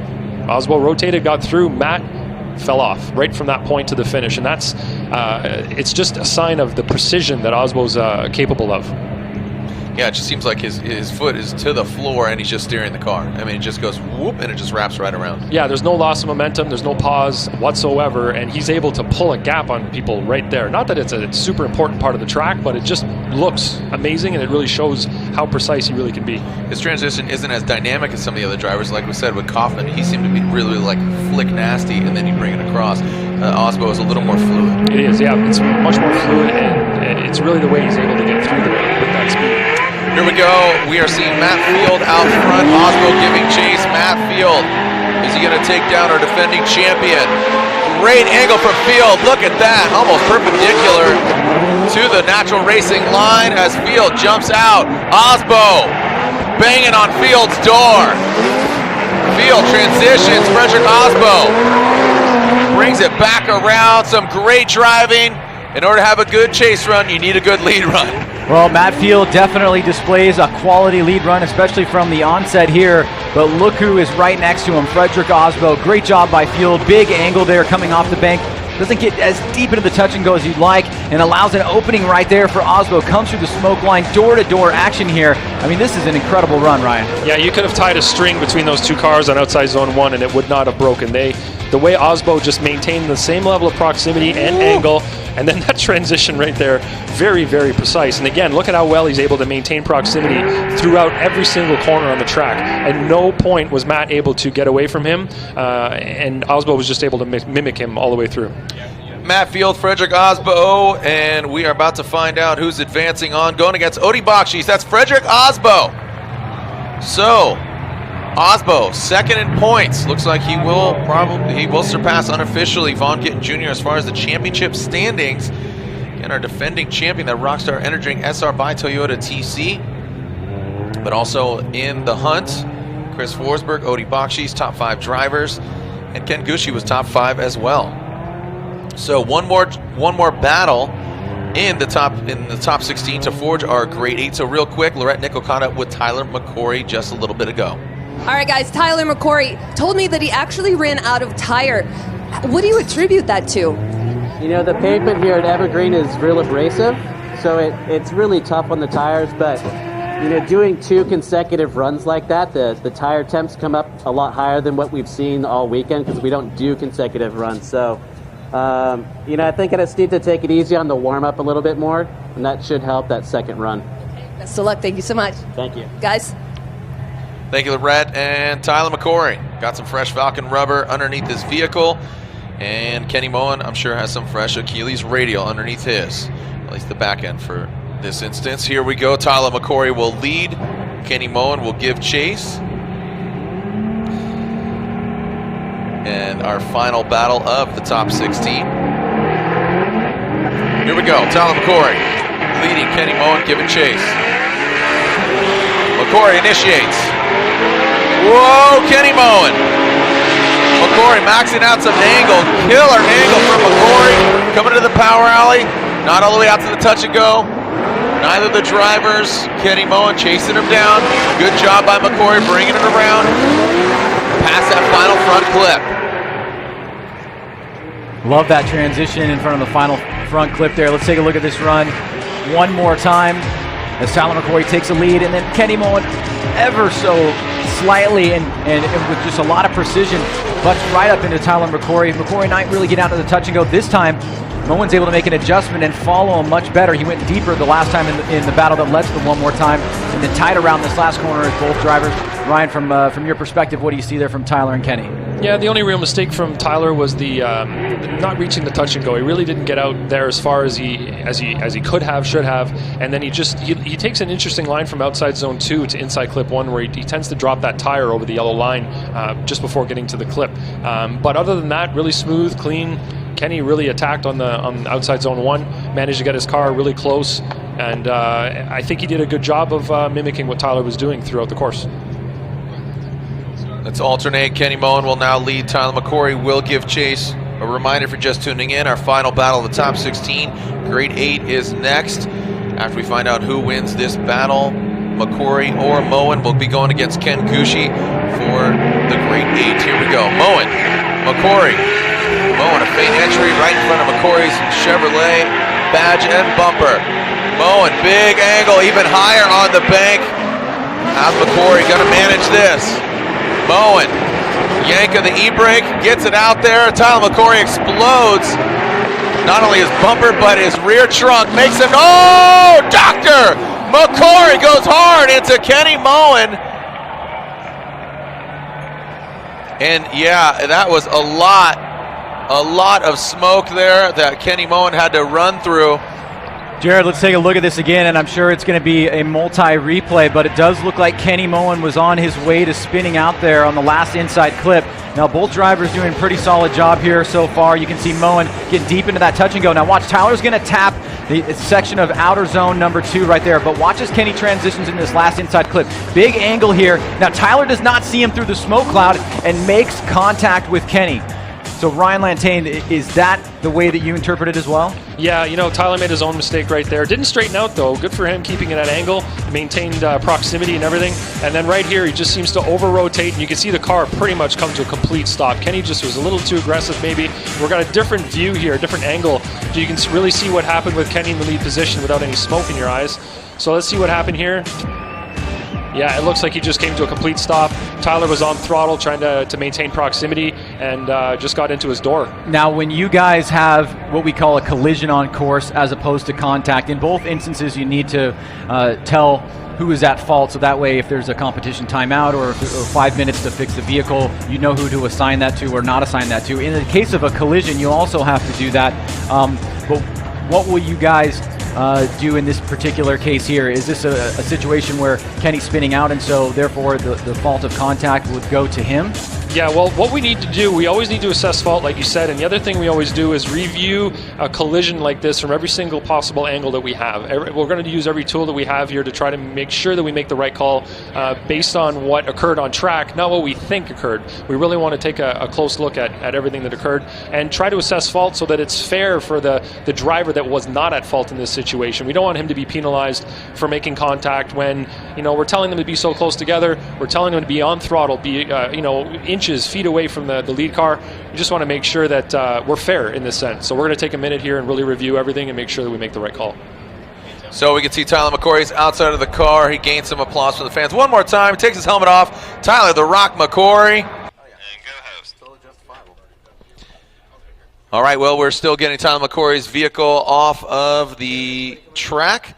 We'll get it all squared away, but before that happens, we do have a verdict between Moen and McCory. Slide him right for McCory, left for Moen, and Brian, Andy, and Ryan. And Tyler McCory gets the win. Tyler McCory gets the win. The justification, not even having to talk to Ryan Lontaine. That would be that, so Tyler gets the win. He'll check out the vehicle, outside of his vehicle, and he'll be back out here. Kenny Moen basically coming to a halt. Tyler McCory running into him, and that would mean that he'd obviously get a 0 there. So Tyler McCory gets the win and advances on to the Grade 8. Our Grade 8 is set. So again, we'll take another short commercial break. When we come back, we'll have the Grade 8 here at round 6 of 8, the Formula Drift Championship presented by Blackview Dash Cameras. As we're still gathering Tyler McCory's car off the track, we have our own Lorette Nichols. She caught up with Odi Bakshis, who I got to say, mathematically, maybe still in contention for the championship. Lorette and Odi. Hey guys, thank you so much. Odi, maybe today hasn't been as smooth as you would have liked it. Yeah, today everything's working out well, but behind the scenes there's been a lot of hustle and bustle in our pit. Going into top 32, we had to replace an alternator on a supercharged car that isn't as easy as a street car. So we were under the car scrambling, replace an alternator, hoping that was the issue, working on a plan B if it wasn't. So we're all hands in. And then when we got that taken care of, I had to chase my buddy Chelsea Denofa, who informed me that his engine is a ticking time bomb. And chasing him, I was guaranteed, in my head, I'm going to have to avoid something because his engine might blow up. And so that was nerve-wracking. And luckily, we got through that, no problem. And Chelsea didn't crash. I didn't crash into him. It was okay. So I'm just glad to have all that behind me now, and now I can concentrate on just battling and hopefully not working on the car. Okay, and how's this course running for you? The course is fast, and it's hard to anticipate how fast or slow your competitors are. So everyone's kind of stepping it up a notch as competition gets more intense as they climb, towards the finals. So it's intense, it's fun. I'm sure the crowd loves it, because the speeds are really high here, and there's not much room for error. Odi, best of luck. Thank you. Thank you. Guys? You can see a vehicle is on the start line, trying to see what it is. Looks like it is Matt Coffin. See Tyler McCory. Man, the car has definitely seen better days, but Tyler definitely has a history of him and getting in accidents and tussles, and it's been a tough year. We saw that interview with him and his family, and he's had a tough year. Well, the challenges are certainly not over for him. He will have an opportunity to fix his vehicle, but it's not an unlimited amount of time.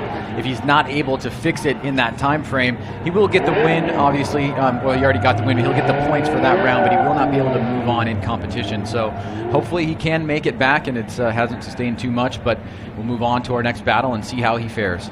Yeah, so McCory, basically looking at it, McCory would go against Gucci, so Gucci would automatically advance into the Final Four if McCory is unable to run.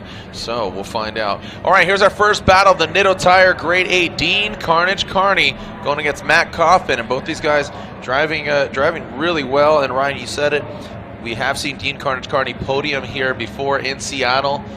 See if he's dialed and ready to do battle with Matt Kaufman. This is a familiar track and familiar territory for him. So we're seeing Dean Carnage Carney.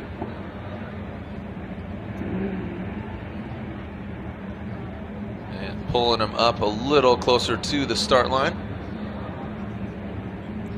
And getting him ready to do battle. So Matt Kaufman out front on Falcon tires, Mobile 1, car 959. Dean Carnage Carney, Oracle Lighting, Achilles Radial, Dodge Viper. Matt ripping through that start chicane. Here we go. Our first battle of Formula Drift, round 6, grade 8 is upon us. Look at Dean. Kearney is right there. Matt Kaufman high on the bank. An exciting run out of the gate here in the grade 8. Dean Carney closing the gap, taking out that front clip. Oh, quick transition there. As Matt Kaufman brings it around that final clip. Well, Dean once again playing the aggressor on the big bank here, outer zone number 1. You can he starts off a little bit lower there, and then he's able to tuck up on the inside, get super close, makes a couple little adjustments as Matt runs a solid line in the lead position. Now Matt will come down off the bank. He will miss this touch and go, allowing Dean an opportunity to get close again, but Dean will mistime his transition just a little bit, make some contact there. And so for you, Ryan, how do you weigh the back and forth between Dean and Matt Kaufman? Kaufman had a great outside zone 1, did an excellent job, rock solid up there on the wall. Dean was trying his hardest. We do give a little bit of leeway for the chase car to try to maintain that proximity. We're not saying that they can get away with everything, but what we're going to do is compare his chase to Kaufman's chase. How many corrections is Kaufman going to make? Is it going to be as close? That's the things we're looking for from him, from them in those positions. Kaufman seems to have he gets hit often, it looks like, at inside clip 2. That's the second time right there. People trying to push as hard as they can to stay close to him, and I guess that shows how much these drivers are really pushing to stay close. So the nose of the Dodge Viper looks like he is pulling to the start line, and looks like he will be ready to go at it again. So Dean Carnage Carney, Matt Kaufman, nobody deemed at fault there in that incident. It's just a little rub in his race in here, as now Dean will lead, Kaufman will give chase. You can see Forsberg and Faust waiting in the wings. There, our next battle here in the grade 8. We saw Tyler McCory and his team thrashing on their car to see if they can get it together, as that took a hard blunt force trauma to the side of that Mobile 1 Chevrolet Camaro. Here we go. Oracle Lighting Dodge Viper of Dean Carnage Carney. Nice initiation. Achilles tires being lit up. Matteo Kaufman in the mix. Now coming to the power alley. Dean Carney, Matt Kaufman surging, but throws too much angle at it. Has to back off. If that paid off, that would have looked sick, but unfortunately, you'll see. Well, whether or not Kaufman gets a win here, this certainly seems to be a breakout event for him, as he's been showing a really high level of driving here, super close to Dean, as Dean also nice and high on the bank, pretty consistent there. You saw a little bit of correction from Kaufman. Dean comes down off the bank, that touch and go, big angle there, and he has to pull a bit out. So like you said, if he would have landed, it would have been awesome. And Ryan, from you and from your side, the back and forth battle here has been pretty fun to watch, but what stands out to you the most? Yeah, Dean did a really good job at outside zone 1 as well. Kaufman was there. He wasn't there as close early, but he got close a little bit later. He had a couple little bobbles as well. So when you compare both drivers in that sense, pretty similar. Not really too many differences there, but Dean did get out to the touch and go. He actually got out there quite well, whereas Kaufman was not able to reach the touch and go at all. Through the finish, it looked like Kaufman did have a little bit of a mistake coming from the touch and go, outside zone 2. Over-rotated a little bit, but he did not touch Dean as Dean did to him. So we've got a couple of little errors on both sides. So going one more time, are we going to see a winner here of Victor? You can see Tanner Faust warming up his necks and tires. And here we go, Dean Carney, Matt Kaufman, Brian, Andy, and Ryan are 3 judges. Slide him left for Kearney. And there's a one more time from Brian. Andy says one more time, and Ryan says Dean Carnage Carney. So 1, 2, 3. Yeah, how many? 4, 5. 5 one more times. From 32 or from 16? No, that's just 16. Yeah, from 16. Wow. A lot of one more time battles here, and I would attribute it to, I think it's a very fast, flowy course. We're not seeing, in previous years with that. I mean, do you think this track build, both Ryans here, do you think this track build has favored just some good head-to-head battles? Yeah, I think it just lends itself well to even battles, fair battles, smooth battles, and that gives everybody an opportunity to put together a really good lead, and it gives the chase drivers a good opportunity to really stick to the lead without any kind of hiccups and slowdowns that the previous track kind of forced everybody to do. Yeah, the downshifting and slamming in, and basically I think from when we started this track 10 years ago to now, the vehicle builds from 300, 400 horsepower to 1,000 horsepower rocket ships. Yeah, and it's not that we don't want to have a little bit of drama and excitement in the driving, and I think that there's a lot of that today. It's just that there was kind of chaotic in that area previously. It didn't lend itself to good battles in that one section. So I think that what we've done now has really made it smooth, and everybody can get close and stay close. You went through the whole range in that course track layout. Yeah, the high speed initiation, then just slowed it down tremendously. So you went through 0 to 100, literally. And then back to 0. So here we go. Forsberg and Faust are on the start line. 4 championships between these two drivers. Chris Forsberg, Tanner Faust, and Sam Hubinette, the only 3 drivers with 2 championships in their trophy case. Here we go. Chris Forsberg out front, Tanner Faust giving chase. Chris Forsberg initiates. What do we got from Forsberg? Tanner Faust falling back as Forsberg, good angle. Now Faust reeling him in. Oh, no. Coming out, Faust, a correction there in the power alley. Tanner Faust, a big correction, a straightening from Faust. And Faust really struggling to hang with Chris Forsberg here. Yeah, he had a moment.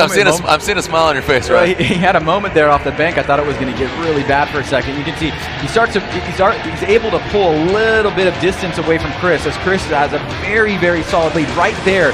He got real punchy and then magnified here as Chris goes really deep into the touch and go. Right there, he makes another really kind of fidgety mistake, Ryan. Yeah, that earlier mistake, I think, kind of led him into further mistakes. When you mess up one area, it can kind of domino down the rest of the track. You have to give it to Faust, though. He doesn't get a whole lot of practice in this car, or drifting at all for that matter. He does a lot of driving in other respects, but the level that he's driving at over this weekend, with the very little amount of driving time he has in that car, is very impressive. 72% winning percentage is one of the best, and given that he hasn't been here in 5 years or so, but just a lot of driving previously to him, exiting the Formula Drift Championship, but coming back last year, 3 rounds last year, 3 rounds this year, and I think he's just having fun. And I've spent some time with Tanner Faust at Rallycross events and X Games, and obviously here at Formula Drift, and he says this is one of the most nerve-wracking motorsports that he's ever competed in. So here we go. Tanner Faust, that feint entry. Chris Forsberg, now he's falling back. Tanner Faust high on the bank. And Tanner Faust dragging the wall. Now coming to the power alley. Faust not going into the touch and go. Forsberg foregoing that touch and go. Now getting close and exchanging some paint and some fiberglass. It's Forsberg and Faust. Oh man, you're liking this, or loving it, or hating it? All of it. Yeah, the whole range of emotions. This is one of our events. This is it. Crazy things happen. They happen all the time. And here's an example of it. You can see after Faust makes some pretty sizable mistakes in his chase run, Forsberg has a little bit of a tough time maximizing the proximity on the bank to Tanner Faust. And then right here as he surges forward, right there, a little bit of contact and then falls off pretty big. Ryan, how do you interpret that from your perspective? Yeah, he definitely had a high closing rate on Faust right here. You kind of had to wonder if he was going to be able to stop in time, and clearly he was not quite able to get it done. You can see it looked like the back tire and the fender, which pretty much brought him to a standstill. So he was able to maintain angle just because of the way the car was set up, luckily with the next corner, but not the prettiest in that area there. Not the prettiest, as I've been quoted as saying. So we are waiting for our verdict here. Faust and Forsberg.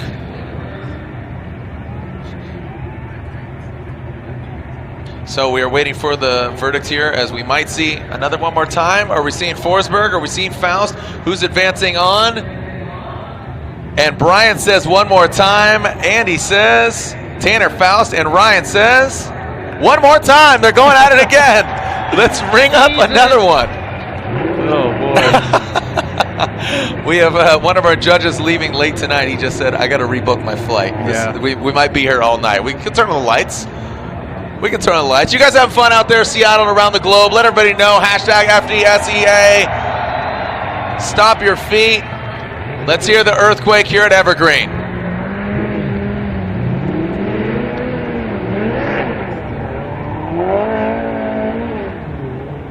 Let's take a look. Let's take a look back quickly here at Odie and Osbo. These guys have seen battle against each other. Ryan, we're talking about it in Long Beach, and then just as recent as Canada. These guys, just I think Osbo is just really dialed, really calculated. But I really like the way Odie is driving. He seems just like a new, invigorated Odie Bakshis. Well, Odie has certainly made himself a contender after last year. I think that was pretty clear. And when he is on, he's absolutely on fire. With Osbo, he has some striking similarities to Forsberg in the sense that there's a great amount of consistency in the driving. When Osbo is leading out front, he always lays down a very, very solid lead run, and it's really hard for the chase drivers that go into their lead run to balance that out. In this case, you've got Odie taking the lead first, so possibly a way to kind of offset that advantage. Well, you take a look at those stats. Odie has never beat Frederick Osbo, so the ball is definitely in Osbo's corner as far as confidence. But with Odie leading on the first run, this could be an advantage that he could use. We'll see. Odie Bakshis leading, Osbo giving chase. Odie Bakshis initiating. Osbo keeping his distance, but now wrangling him in. High on the bank is Bakshis coming into the power alley. Out to that touch and go. Big, nasty transition by Bakshis. Absolutely throws the back end in of that vehicle. Really like that power alley section for Bakshis and Osbo. That's a hard act to follow when you see that in front of you. Well, this might be the first, forced air we've seen from Frederick Osbo. It's not a major one, but you can see, in my opinion, I think Odie gets a little bit better of the bank here. You can see big angle, nice and high, very up against the wall there. Osbo's able to close the door, and as we transition, you can see very deep by Odie. Big angle there, and a bit of a correction by Osbo on the inside. Ryan, is that how you see it, or am I way off here? No, it looks like Osbo didn't anticipate the way that Odie was going to transition there, and he transitioned a little bit earlier and hoped to kind of dive in on Odie, but Odie ended up going really deep in that outside zone too, which Osbo had to try to yank the e-brake, try to drag the car out there to try to get out to where Odie was. Unfortunately, like you said, it was a bit of a mistake. He didn't quite mimic what Odie was doing there and didn't maintain that proximity that he should have in that area. Well, who's advancing on? So Odie currently coming to this round fourth in points in the championship. Frederick Osbo, I'd have to say, unofficially our new points leader as Von Gittin Jr. goes out in 16, and now we are seeing Frederick Osbo in the grade A. So mathematically, only 3 points behind. Here we go. Frederick Osbo leading. Odie Bakshis giving chase. Odie throwing it down. Frederick Osbo out front. Almost tit for tat here. Almost tit for tat. Are you cackling because it might be another one more time, Brian? These guys are throwing it all out there for you guys across the globe. Frederick Osbo, Odie Bakshis. Does Odie Bakshis have Frederick Osbo's number? Well, this might be the first time all day we've seen Osbo maybe having his back up against the wall. Starts off on a mid-high line. Odie's eyeing him up, closing the door here. Odie drops down just for a second here as Osbo goes deep into that zone. Odie surging forward. Nice job by Osbo getting deep into that touch and go. Now wrapping back around. Little bit of movement there from Odie in the chase position, but maintaining proximity. Ryan Lantain, your opinion on this run? Yeah, Odie was using every tool in his toolbox there to try to maintain that proximity and to do exactly what Osbo was doing. He really stuck to his door all the way around the track. Osbo was not doing a bad job, let's say, but Odie just, I think, did a better job in the chase. Here we go, going to the judges. Championship implications on the line. Osbo or Odie. Sliding left for Osbo, right for Bakshis. Brian says Odie Bakshis. Andy says Odie Bakshis. And so does Ryan. It's unanimous. Odie Bakshis gets the win and takes out your defending champion. and shake things up once again. So Odie Bakshi's changes things up. Vaughn Ginn Jr. goes out in 16. Frederick Osbo goes out in 8. And just remember, Chris Forsberg still has to do battle against that of Tanner Faust.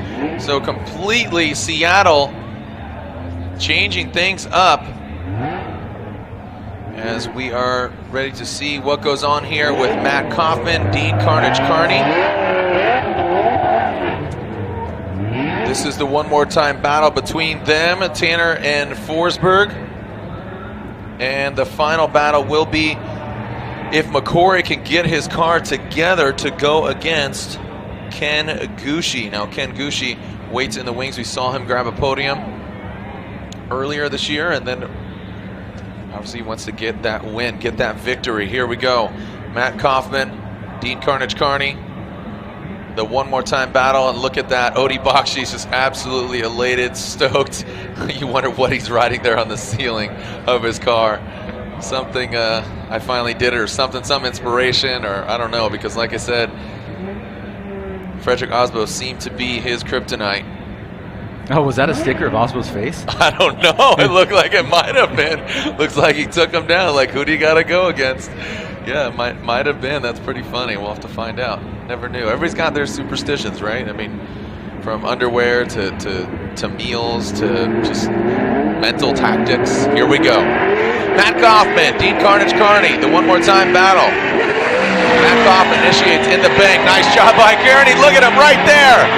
Mirroring him. Kaufman throws some more angle at it. Dragging the wall. Come on, Seattle. Out to the touch and go are both the drivers. Good transition. Dean lunging forward. Oh, and some contact. We knew it would. Yeah, it's inevitable. One more time. So we'll see how much contact was sustained, or excuse me, damage was sustained. Obviously contact here, but now Ryan, this really comes into play. Who's at fault?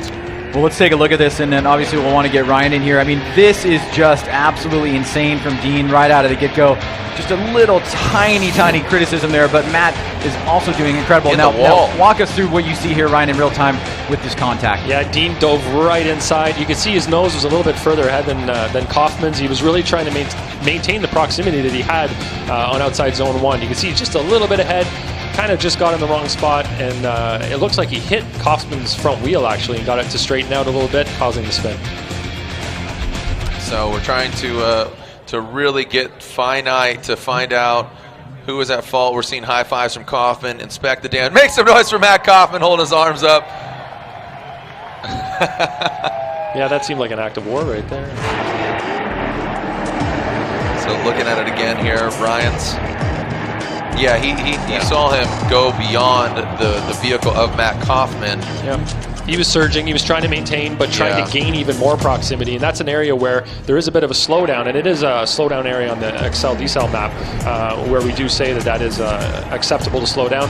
Matt was just, getting his car placed, and Dean was a little bit too overzealous. Got in there, trying to maintain and put on a good show, and you just got a little bit too close. And tire to tire like that, it's going to cause that wheel to yank right out of Matt's hand, straighten the tires out, and get that spin happening. All right, so taking a look at this. All right, so we're going to see what goes on here. We'll get Matt Kaufman off course here. We'll take a quick break. Don't go anywhere. This is Formula Drift Round 6 of 8 of the Formula Drift Championship. Don't go anywhere. Like I said, when we come back, we'll continue with the Great 8 here at Evergreen Speedway.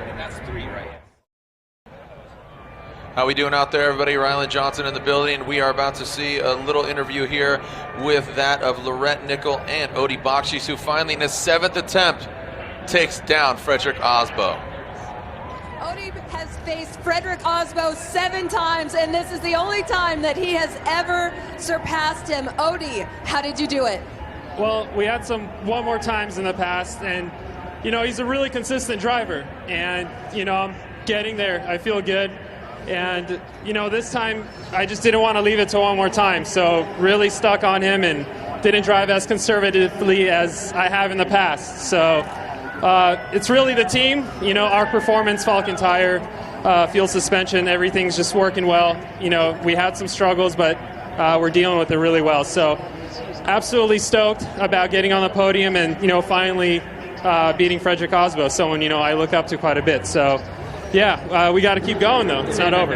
You got to keep going, and you pulled something off your roof. Can you show everybody? Come on, just show everybody. We had an inside joke going because, we had losses against Osbo. So one of my best friends put a sticker of him in my car to kind of taunt me, and he said I can't rip it off until I beat him. So literally, as soon as I could, I did. And, yeah, it's a good inside joke going, and, just all fun and games. All right, show everyone that sticker, please. Let's do a close-up of it, Odie.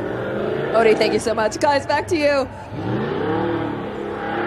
that's funny. That is too funny there. As a thumbs up, a thumbs down there with Frederick Osbo sticker for Frederick. But that's like I said, inside joke. And yeah, he said it, man. He gets a podium, Ryan. He qualified second. Our number one qualifier, Vaughn Gittin Jr.'s out, and he's in the Final Four. So at minimum, he's guaranteed third place, if not, obviously, second or first. Yeah, a big monkey off his back and finally beating Frederick Osbo, and he certainly deserved that incredible run, and I love the superstitions. It's great. The inside stories are so awesome, and so congratulations to Odie Bakchis. So Kaufman is finally off the course. We are seeing Tanner Faust warm up his necks and tires. How is the championship going to shape up? Frederick Osbo is out. Vaughn Gittin Jr.'s out. They were 1 and 2. Currently third coming to this round. Chris Forsberg, he's going against a former two-time Formula Drift champion, as well as Forsberg is a two-time champion. But remember, we're going to find out here in just moments as Tanner Faust, Chris Forsberg, one more time battle here for them. Ryan, anything to add here?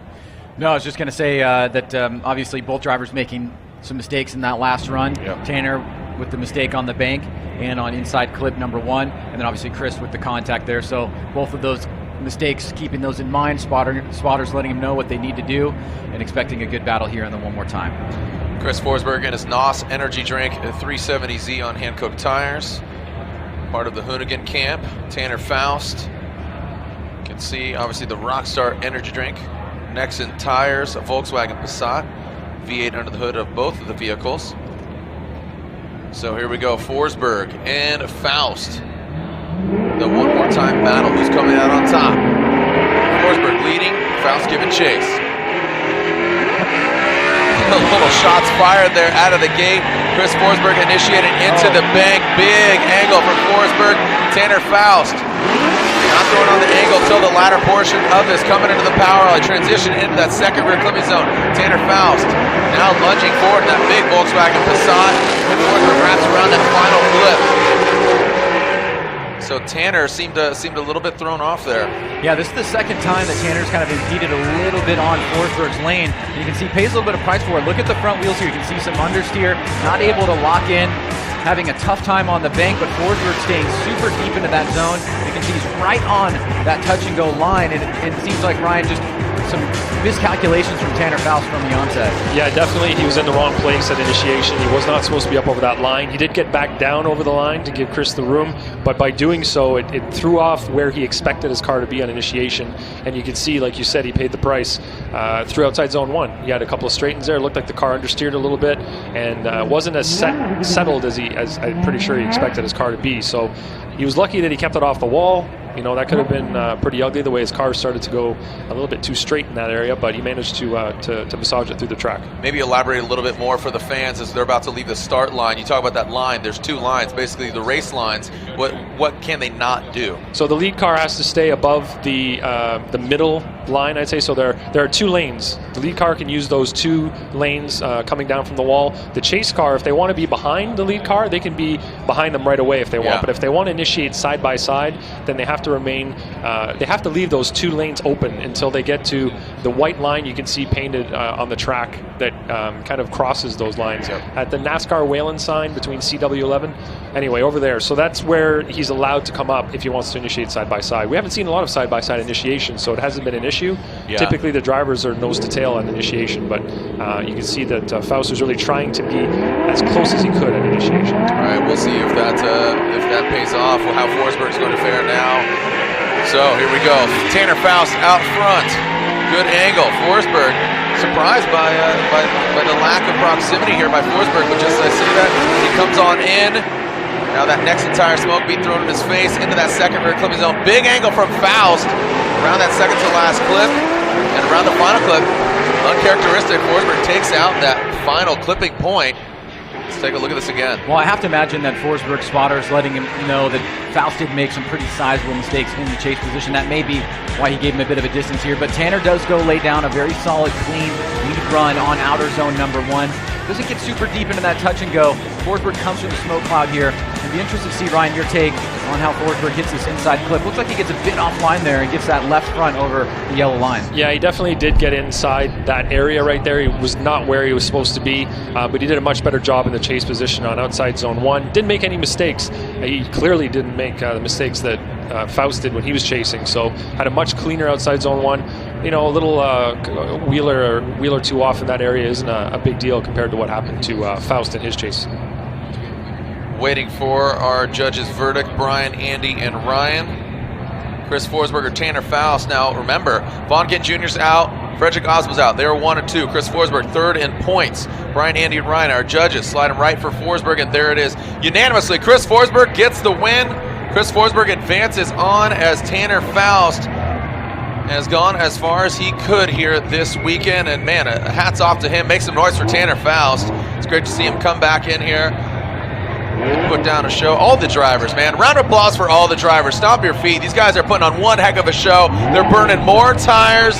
They're burning more fuel, and they're putting on a show. We kicked it off again with one heck of an opening ceremony. Thank you so much for joining us out here. We are in the Grade 8, and we already have 2 drivers in the Final 4. We got Forsberg. We got Bakshis. And now we are finding out between Dean Carnage Carney and Matt Kaufman, and we see Matt Kaufman waiting there in the wings. And remember, this is the second run. This is run 2 of the Nitto Tire Grade 8 for these guys. So it's not only the one more time, but it's also the second run for these guys, as we saw that contact. And Ryan Lontaine, did we deem fault there for the contact of Dean and Matt Kaufman? Yes, we did. We deemed, all 3 of us deemed Dean Carney at fault for that contact. He really dove in and ended up hitting the front wheel of Matt Kaufman, causing him to spin and lose control of the car. So Dean was definitely at fault for that one. Okay, so Dean was at fault. Matt Kaufman got to get hands on the car. He was allowed to get hands on his vehicle, repair the damages. Did Dean Carney utilize any competition timeout of any sort? I believe he did. He did have to adjust a couple of things. It didn't look like there was a lot of damage to Matt Kaufman's car, thankfully, for him getting hit like that. Sometimes, you get hit inadvertently, it's not your fault, and you have a lot of damage to your car. But in this case, it seemed like it was a quick fix for him. He had a lot of exposure there because he was max angle when he got that contact. Yes. So sometimes an arm can bend, and we even saw that with Dai Oshihara. He had some contact, went back out there, and it seemed like something broke on the front end versus the back end where he got hit. So hopefully at least inspect it. I'm sure he did. Sage. Yeah, hopefully they caught anything if there was something. You never want them to go out there and throw the car at angle with a bent arm or something like that. So Dean Carnage Carney, he will be leading. Again, this is the second run. If you can recall, they had the contact there. They deemed Dean Carnage Carney at fault. So Matt Kaufman could see himself here in the Final 4 if he puts down a solid chase run. And Matt Kaufman seems like he's getting into Dean's business already out of the gate. But ain't no thing but a chicken wing for Matt Kaufman as he throws it in. Big angle from Dean. Look at that. Now he's getting into that wall with that Oracle Lighting Dodge Viper, shredding some carbon fiber on the wall. Big, nasty transition by Dean Kearney. And Matt Kaufman maxing out the angle. Is he going to spin? No, he holds on to it. Big angle as Dean Kearney and Matt Kaufman. Let's take a look at this again. Well, obviously it's a big mountain to climb for Dean Kearney, given that he has fault from the contact in run number 1. Matt Kaufman not playing it safe, really holding his own here on the bank against Dean Kearney. Dean surging forward, trying to get out to that touch and go. Nice angle there by Dean. Matt still with him right there. And then Ryan, from your position, what do you see here as Matt Kaufman gets kind of caught up there for a second? Well, it's great to see that Matt, despite knowing that Dean has a big deficit after the first run, is pushing as hard as he possibly can. That run up on the wall was phenomenal. And here's the first run to kind of jog our memories in terms of the contact that occurred right around inside clip 2. So that big hit there, yeah, take a look at this. Kaboom. So fortunately, it looked like Dean didn't sustain too much damage, but Matt Kaufman really holding on to it. And look at that, Tyler McCory and his team thrashing on the vehicle, Ryan. Now, once this verdict comes in between Dean and Kaufman, the 10-minute allocation will start for Tyler McCory because he wasn't at fault in the contact with Kenny Moen. So we do allow for that. Tyler McCory will have that time. If he's not able to fix his vehicle in that allotted time, then he will get the points for that round, but he will not be able to move on, and that's where Ken Gucci would advance on. on. Okay, so just to clarify that once again, once this verdict is in between Kearney and Kaufman, Tyler McCory has 10 minutes, and he would be our next battle. Here we go. Dean Kearney, Matt Kaufman, who's advancing on to the final four. Slide him left for Kearney, right for Kaufman. Brian says, and all of them say, Matt Kaufman gets the win. Matteo Kaufman advances on in that V8-powered S13. Matt Kaufman, hey, he's making a stride. His first ever Formula Drift podium. So on this side of the bracket, Kaufman versus Forsberg. And then on the other side, Odie Bakshi's already guaranteed a podium, is going against either Tyler McCory or Ken Gucci. 10 minutes. The clock has begun. Can Tyler McCory and his team get to the line in his Mobil 1 Safe Craft Racing Equipment, safety equipment, Chevrolet Camaro and Falcon tires? The clock is ticking when we return here at round 6 of the Formula Drift Championship, presented by Blackview Dash Cameras. Cheer 'em on, Seattle and across the globe. This presentation of Formula Drift has been brought to you by Blackview, Over the Cloud, Nexen Tire, Driving Tomorrow, Nitto Tire, Fueled by Enthusiasts.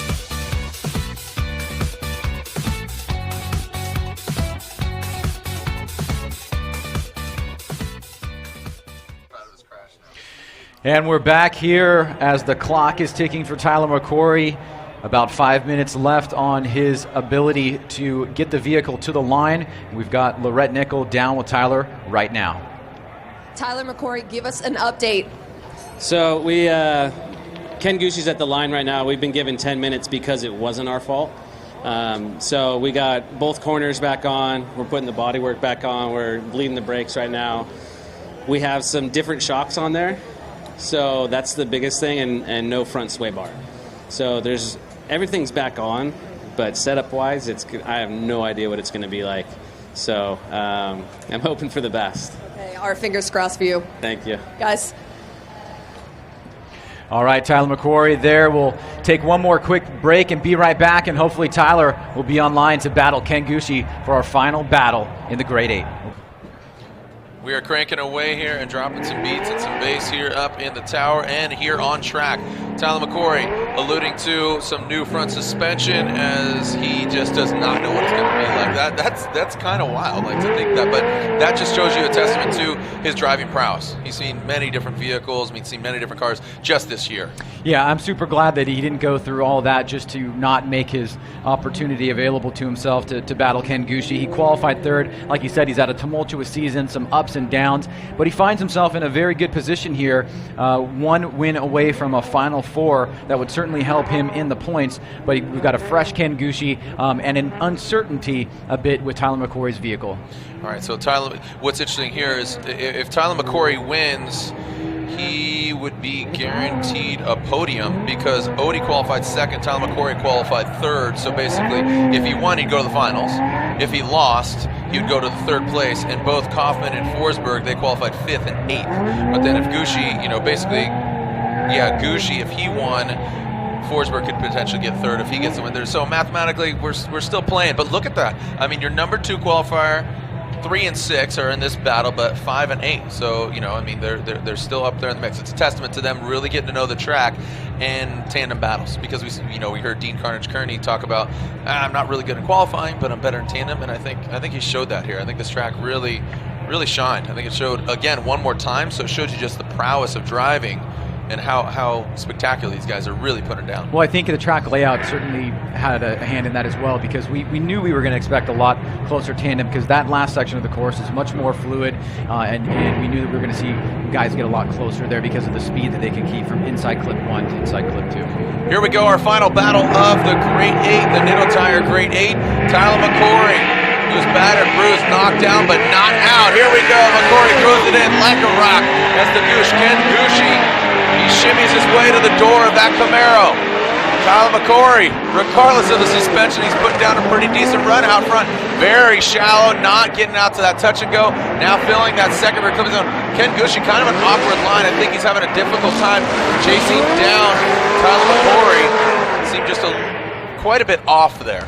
Yeah, certainly I think there's a definite attribution to Ken Gooshie, not knowing exactly what to do, and maybe Tyler McCory's car not reacting the way that it typically would. You can see Gooshie really tight right here, pretty decent line by Tyler McCory, really surging forward here is Gooshie, and then right here you can see him fall back just a little bit, and this is where he transitions and puts a couple tires off. So Ryan, what's your interpretation on that in terms of what Ken is dealing with in the chase position and what Tyler's doing out front? I think Ken's just adapting to what Tyler's doing ahead of him. Tyler was way off there, and like you said, it's not a fault of his. It's a car that they just kind of Frankenstein together, and he's not really sure what to expect. So he did a great job on the outside zone 1, but coming into the power alley, he was dangerously close to that wall on the inside.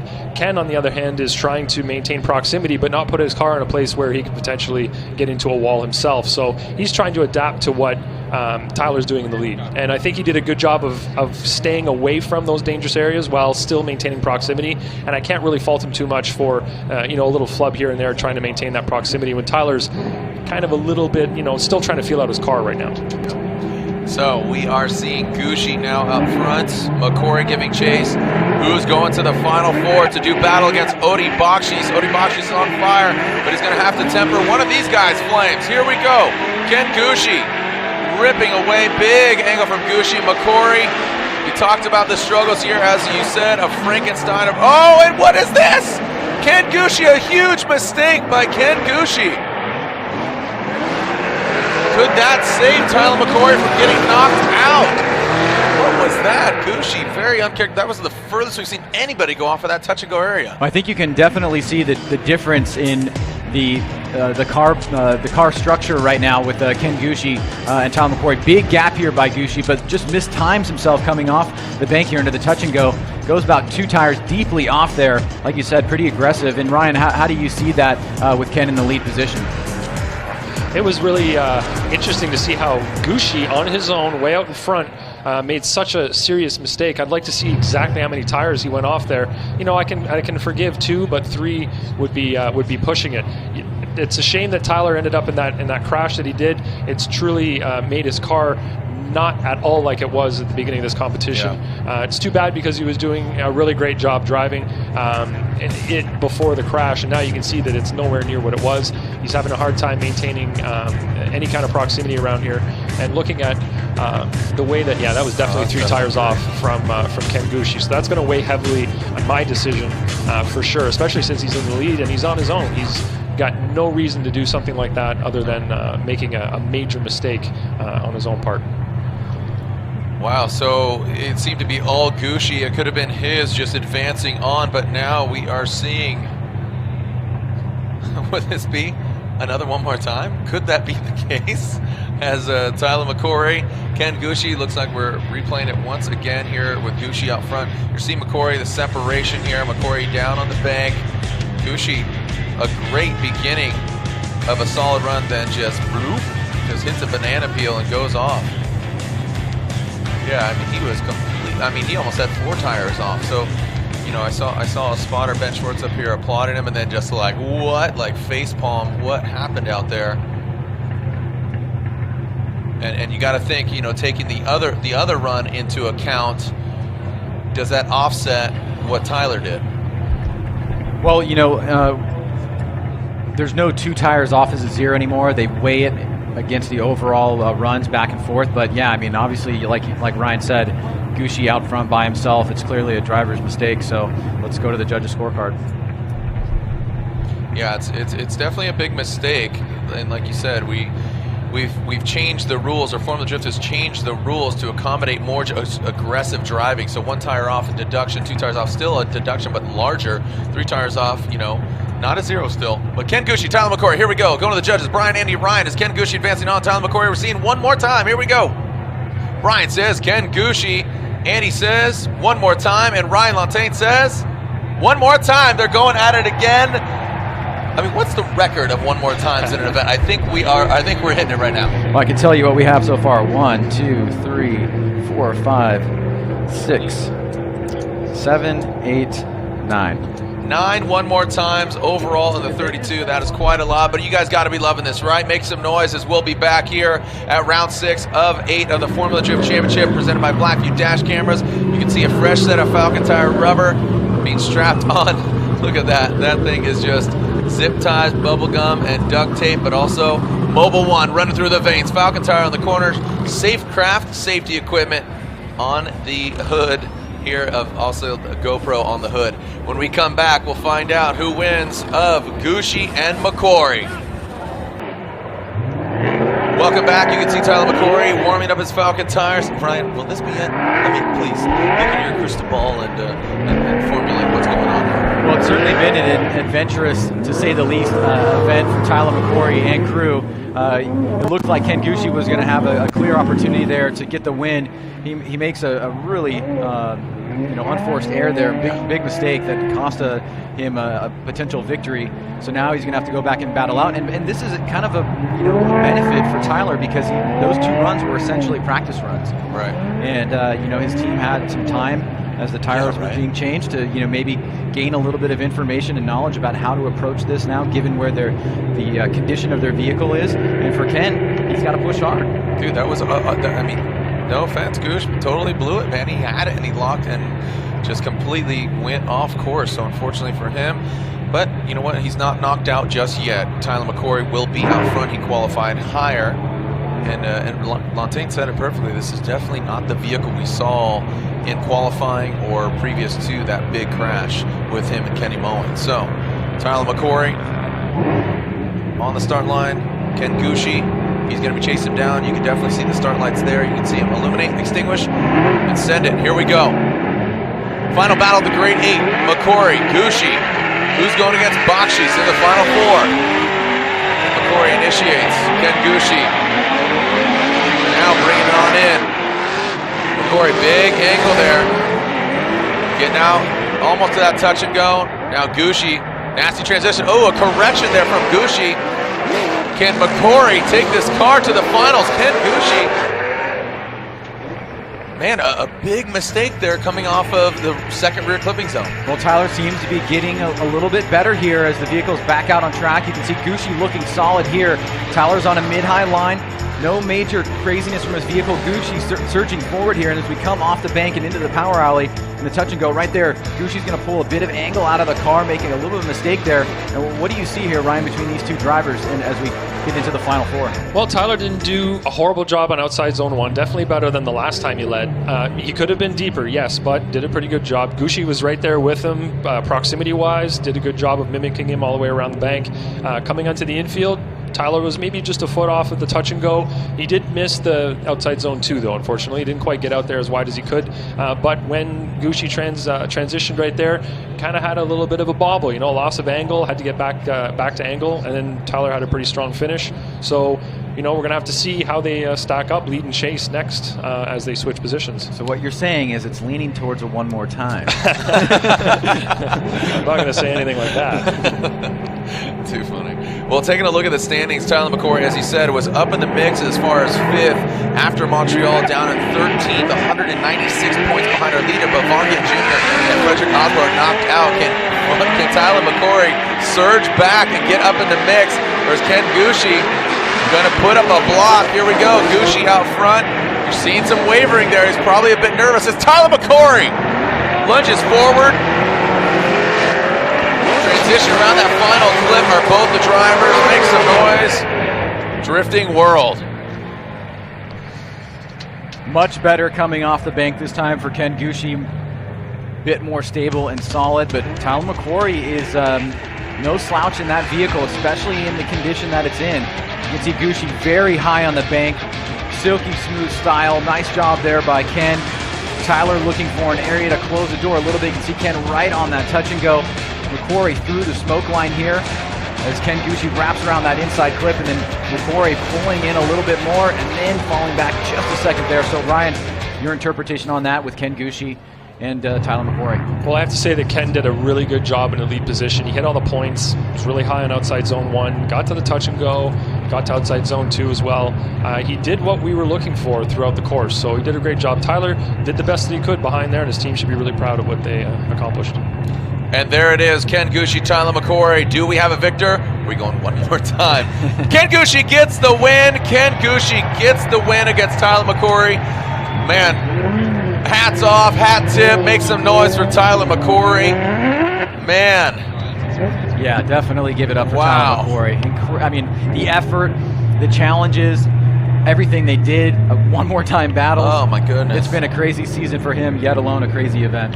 Yeah, so again, a good qualifying run for him, qualifying 3rd, but he gets knocked out. So Gucci qualifying 6th, Odie Bakshi's qualifying 2nd. So basically, Kaufman and Forsberg. So mathematically we have, there it is, take a look. Chris Forsberg, Matt Kaufman. These guys have seen battle against each other one time before, with Chris Forsberg getting the win, 69.1% winning average. But the way Matt Kaufman is driving right now, do not count him out regardless of a veteran versus a young gun, a driver that's been here for a few years. Do not count out Matt Kaufman with just the driving prowess he has, the aggressive nature. But Chris Forsberg, he has so many turns being here from Seattle day 1, 10 years we've been coming here. So, and he's definitely one to watch the way he's been driving. He did, I would say the only mistake one of the big mistakes he made was almost taking himself out going against Tanner Faust with that surge there towards coming off that second last outside the clipping zone. That led to it one more time. Yep. That led another one more time. Going to the judges one more time. So we have Forsberg. You can see Kaufman warming up his tires. Texas, our next round. Tune in at formuladcom/live. Also, our final round, Irwindale, California, the House of Drift. Watch us on CBS Sports, both Formula Drift, the competition show. They're really abbreviated. Obviously, we'd love to see you in the building. We want you to watch the live stream. We want you to watch CBS Sports, a different perspective, different angles, kind of more of a concentrated round of competition. And then the Insider, just showing more stories, more unfolding and transpiring of what's going on. And it's really just all-encompassing the world of Formula Drift. Live stream, CBS Sports, Insider. Yep, the behind-the-scenes shows are great, and it really gives you an in-depth look at the personalities of the athletes of this sport. Here we go, our first battle of the Blackview dash cameras. Top 4, Forsberg, Kaufman. Here we go. Orange and blue strewn about the track. Chris Forsberg, NOS-entering Hankook tire, 370Z, initiates into the bank. Matt Kaufman, you can see him inching closer to that Z with his V8 powered Falcon tires, S13, into the touch and go area. Whoa, Kaufman!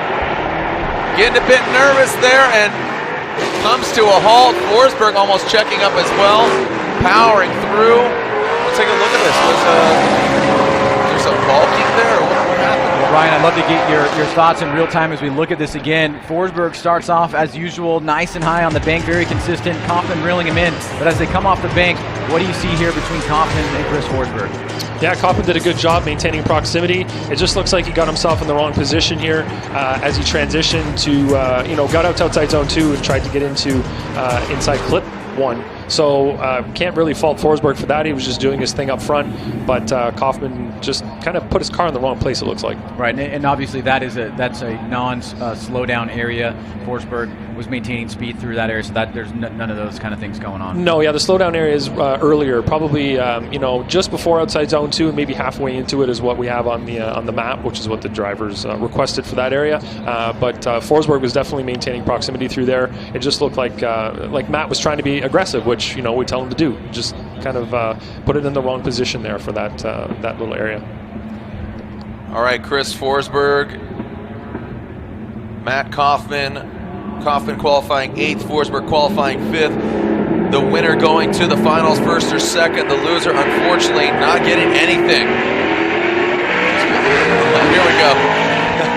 As Matt Kaufman initiates, Chris Forsberg right there in the mix. Matt Kaufman up on the wall. A solid lead run by Kaufman out front. Can he take down the 2-time champion? Forsberg diving in. Transitioning into that final clipping point. Kaufman and Forsberg. Kaufman light him up, throwing a little exclamation point, looking sick out there. No lack of flavor from these two drivers. No. Matt Kaufman nice and high on the bank, his best event so far in his career. Forsberg reeling him in, making a couple little corrections there, just dropping down for a second as Kaufman tries to reach out to the touch and go. Forsberg on the inside, shallows up a little bit, but is able to save it. And then Ryan, from your perspective, what do you see here as they cross the finish line? Well, I've seen a lot of drivers experimenting from the touch and go to outside zone 2 and really trying to dive in there just before inside clip 1, and they're really trying to accentuate that proximity that they have or get even more in that area. But Forsberg managed to pull it off, but it's a slippery slope when you start to do those things because they're not really getting out to outside zone 2 the way that they're supposed to in the chase position. It's something that I don't like to reward, but in this case, Matt Kaufman had a very big mistake on his chase. So Forsberg or Kaufman going to the judges. Brian, Andy, and Ryan slide them right. For Chris Forsberg gets the win. Chris Forsberg is in the finals. Forsberg against either Odi Bakshis or Ken Gushi. As again, we will be seeing Forsberg go against either Odi Bakshis or Ken Gushi. Odi Bakshis, Ken Gushi, the sun is setting here in Seattle, Monroe, Washington. And taking a look at some of these stats, Ken Gushi hasn't won since 2005. He last podiumed in Long Beach. He got 3rd this year. Taking a look at some more stats here. Odi Bakshis, again, he's been on the podium. It's great to see him back in the mix. He will be podiuming again today. Depends on if he loses, he'll get 3rd place. If Ken Gushi loses, he will get 3rd place. But again, the winner going against Chris Forsberg. So Odi Bakshis, Ken Gushi, who are you favoring? After looking at what we've just seen, all of the action from yesterday to today, who are you kind of siding with? Let's be quite honest. Let's put it out there. I think Odi has the on-paper advantage, just because of the qualifying results and taking out Osbo. Gushi obviously has made his way through competition as well as anybody else, but had that little flub against Tyler, which you don't want to go there. That just shows that little synapse just not firing exactly, and unfortunately. But that could be the motivation too at the same time to just get pitted right now. Get super gnarly and just when the wave breaks here, don't be there. Here we go, Odi Bakshis, Ken Gushi, ready to throw down. Cone is down. Cone is down. Nice reaction, fellas. Thank you for saving your tires. So we see the cone is knocked down. Strike 1 for Odi Bakshis. Strike 1 for the Arc Performance Fuel Suspension Hyundai Genesis on Falcon tires. Yeah, I mean, I think Gushi again looked really strong. Just that one major flub, and he went off more than any other driver. Also, it's interesting how these guys are really attacking this. I saw Forsberg do it. I saw Gushi do it. Outside zone 2 to that first inside clip, they just seem to cut it off and really surge forward. Well, they know once you get to inside clip 1, it's a very smooth transition to inside clip 2 and across the finish line. You can carry good momentum there, whereas in the past you almost have to downshift and make it out to that outer wall. So here we go. Odi Bakshis versus Ken Gushi. All right, let's send it here. Not our first battle. This is our second battle of the Final Four. The Blackview dash cameras. Odi Bakshis, Ken Gushi, who's going to the finals to go against Forsberg, and also the loser grabs 3rd place. Final podium spot. Odi Bakshis initiates. Nice initiation up on the wall. Gushi, some distance between them, but now closing it down, shutting it down is Gush. Good transition. Look at that. Into formation. It's a dogfight here between Bakshis and Gushi. See, that could have been the fire, like you said. He says nope. He looks at that touch and go, says not today. Well, great chase run from Ken Gushi, but I got to say that a little bit of a misstep here on the bank, because the rest of the course, from my perspective, was really good from Ken Gushi. Odi Bakshis, nice solid lead run, comes down off, a little bit of e-brake right there, gets into the touch and go. This is where Ken really starts to attack, Ryan, and I think if Ken would have done a better job on the bank, we might have a little bit more of an advantage going into run number 2. Ken Gushi had one of the best chases from touch and go outside zone 2 to the finish, I think. The way that he mimicked Odi's line his angle, his transition, and everything from touch and go to outside zone 2. We haven't seen a driver do that. You've seen the last few drivers dive in the chase position. It didn't look violent. It didn't look violent. It looked very smooth. It looked very smooth, and he was doing exactly what Odie did. Odie went out to the outside zone 2. Ken's car went right to outside zone 2 as well, and that's what we really want to see in the chase position.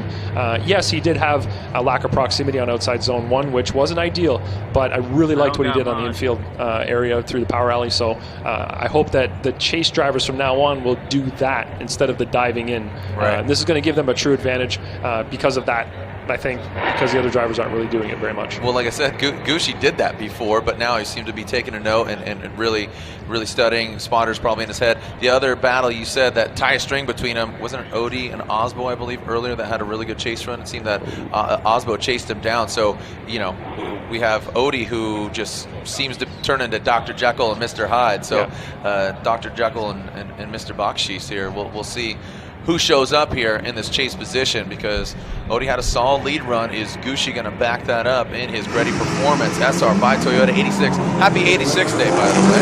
August 6th here. Yes, here we go. Ken Gucci, we'll see if 86 takes it to the top. Ken Gucci initiates a little slow crawl there, but now I'm turning it up. Nice job by Odie Bakshish, Ken Gucci. Let's see, we saw Gucci close the gap there. Bakshish slammed down to the power alley. Nice job. And there, you asked for it and you got it, man. That was really, but then just as I say that, Odie backs off. Odie's been struggling there a little bit. Crossing that finish line, wrapping around that final clip. Ryan, Gucci, Bakshish. Wow, good battle here. Gucci, snappy initiation.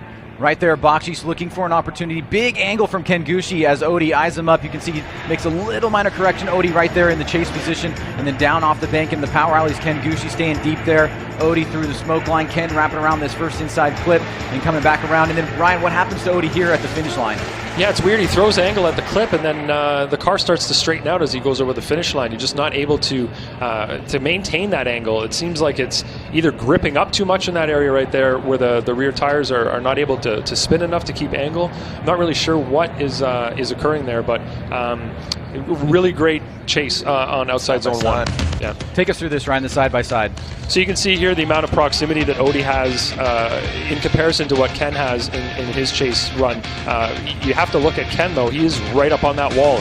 Looks fantastic. He's doing exactly what he needs to do.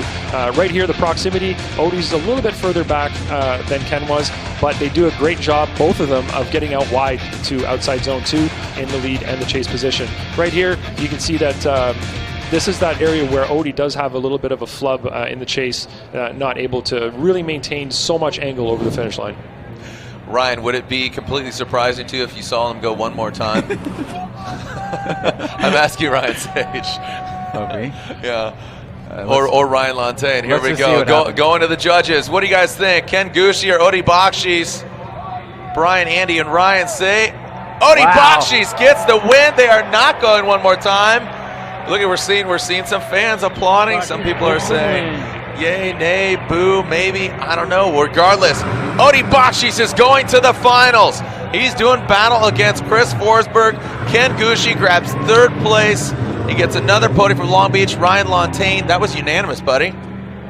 Yes, it was. I really liked what Odie did on outside zone 1, and we have claimed that is the more important, if you will, more difficult, I guess, area on the track, and he did an excellent job up there. Ken did give him a good lead to chase, but Odie also gave Gucci a good lead to chase, and I just feel that Odie did a much better job in that area throughout the rest of the course. Really, that little flub that he had at the finish line wasn't that bad, and we did have a little bit of a flub from Ken as well in his chase. So it's kind of tit for tat in that, but I really had to give the win based on the outside zone 1. Right on. Cool, and that was unanimous. So Odie Bakshish, Chris Forsberg are in the finals. Forsberg hasn't won in numerous years. Is he going to get it? Also, championship implications. Osbo was out. Von Gittin Jr.'s out. Odie and Forsberg are in. Tyler McCory went quite a bit of distance. Ken Gucci got 3rd. Dude, this championship is heating up. Texas and Irwindale, man, you couldn't write this stuff, even though people think we do. When we come back, the finals are here. Chris Forsberg, Odie Bakshish, Seattle, and Formula Drift World. Tell everybody to tune in. Hashtag FDSEA, round 6 of the Formula Drift Championship presented by Blackview Dash Cameras. The finals when we return. This presentation of Formula Drift has been brought to you by Blackview, Over the Cloud, Nexen Tire, Driving Tomorrow, Nitto Tire, fueled by enthusiasts.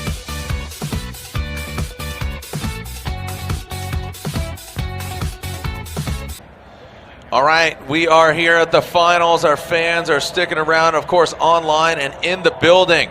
Chris Forsberg, Odi Bakshish. Odi Bakshish won last year in Atlanta. Forsberg hasn't won since Long Beach in 2014. Who's going to get the win? Who's going to get the podium? Who's going to get the points? Well, Laurent Nickel caught up with Chris Forsberg just before this battle. Hey guys, I don't know if anything could go better for Chris Forsberg. He is so calm sitting here. Chris, you have the track in front of you. What's going through your mind?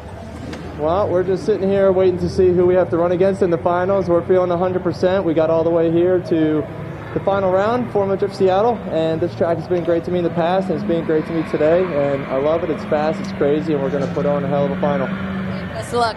Thank you. Guys. Well, there it is. Again, Chris Forsberg has not. What's crazy is Odi got the win in Atlanta last year. Chris Forsberg hasn't won since 2014, and that was the other stat I was going to say. Chris Forsberg could tie Sam Hubenet and Von Gittin Jr. for overall event wins. What's also notable, Frederick Osbo with 7. Look at Reese Millen, Tanner Faust, still relevant. Those are all, look at what's the reoccurring theme there? Champions. They're all champions right there. And actually, I mean, you got Michael Lessa and Daigo Saito in the mix as well. But again, Chris Forsberg could tie for overall event wins that of Von Gittin Jr. and Sam Hubenet, as Von has seen 2 wins this year.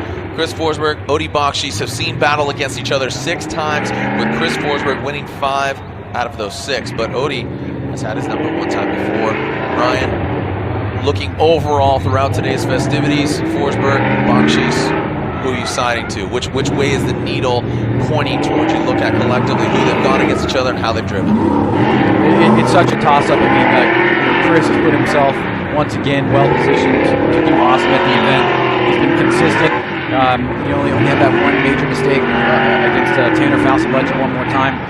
Odi, on the other hand, is driven flawlessly. He qualified number 2. He held on to the number 1 spot for quite a while until being bested by Von Gittin Jr. He's made his way through Denofa, Wang, Osbo. I mean, he's done what he needed to do, and then Gucci to get to the final. So, yeah, Forsberg's gone through Kaufman. We've seen him go through Tanner Faust, and then through Dio Shihara and Cameron Moore. So, on paper, it's really anybody's game. We've seen some amazing driving. You guys have seen some awesome driving across the globe. Hashtag FDSEA. Let everybody know the finals are here. It's Forsberg versus Bakshish. Are you ready? Formula Drift finals are here. Formula Drift World. Stop your feet. The Earthquake in Evergreen, the battle in Seattle. We're ready to send it! Bakshish and Forsberg, a clean start. Bakshish out front, he qualified higher compared to Chris Forsberg. Who's going to get the win? Gucci's already got 3rd. Bakshish pulling away from Forsberg. Bakshish into the wall, nice job by Odi. Coming down now into the power alley. Forsberg right there, and he comes in too hard. Odi Bakshish finishes out the rest of the course, and Odi Bakshish knocking down the cone as Forsberg going too hard into the power alley. Well, yeah, Jared, on the face of it, it does look like Forsberg went in just a bit too hard there. Let's take a look at it again, see if we can get a close understanding and feel very confident about what we're saying here. Odi out front, solid job, nice and high on the bank. Forsberg lacking a little bit, now closing the door, seeing that he needs to do that, and then right there, you can see just gets a little bit out of whack. And Ryan, is that your interpretation as well? Yeah, from first look, it looks like Chris Forsberg was just being aggressive, doing what he was meant to do out there on the track, trying to be really close, trying to maintain that proximity. And it looks like he just got in a little too tight here, and it didn't look like Odi slowed down at all. He didn't do anything weird. He was out into the touch and go like he's supposed to do, and just looks like Forsberg got a little bit too aggressive. So right now on the brink of his first event win of the year, after Chris Forsberg makes a mistake in the chase position, Forsberg will lead here.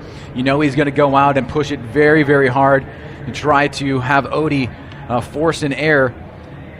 But Odie sitting on the precipice of his first event win, and a huge opportunity for him as he was sitting fourth in points. Yeah. We talked a lot about it. Von Gittin Jr. going out, Osbo going out. The only guy in the mix right now is the guy he's going up against in this run. Right, that's incredible, and just showing you consistency, showing you that, you know, a bridesmaid, never a bride. Will Forsberg strike back?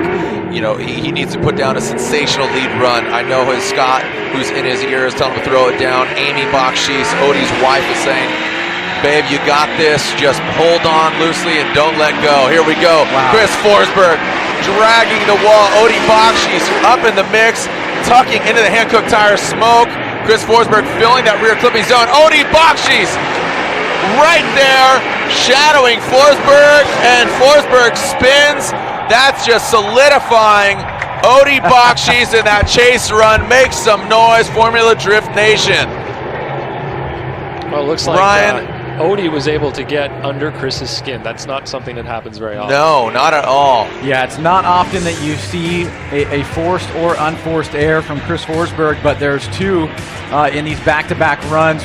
Ryan, I mean, that's an incredible job by Chris scraping the wall. He looks like he's just about to put down a 100-point qualifying run, and then right through this section of the course, setting up into the final clip, he makes a mistake. Yeah, it looks like he tore off every single sponsor logo in the bottom corner of that bumper on the wall on outside zone 1. It was a phenomenal run, but it just looks like he got a little too aggressive on the throttle here, coming by inside clip 2. The car got to angle, and he just couldn't maintain it. Spun out, but great lead run up until that point for sure. We're going to bring our 3 winners right here at our crow's nest. So if you want a photo of our 3 winners, they're right here, and then the podium ceremony after this. Don't go anywhere. We'll bring our winners over here as we are seeing Ken Gucci, Odie Bakshis, Chris Forsberg will make their way over here on track, front and center. Pull all your cameras, tag a photo at Formula D, hashtag FDSEA. As we can see, Odie Bakshis, he got the win last year in Atlanta. Adding another podium. I think you know how this is going to unfold. Some phenomenal battles. Did you guys and gals have fun today? Make some noise if you will, please.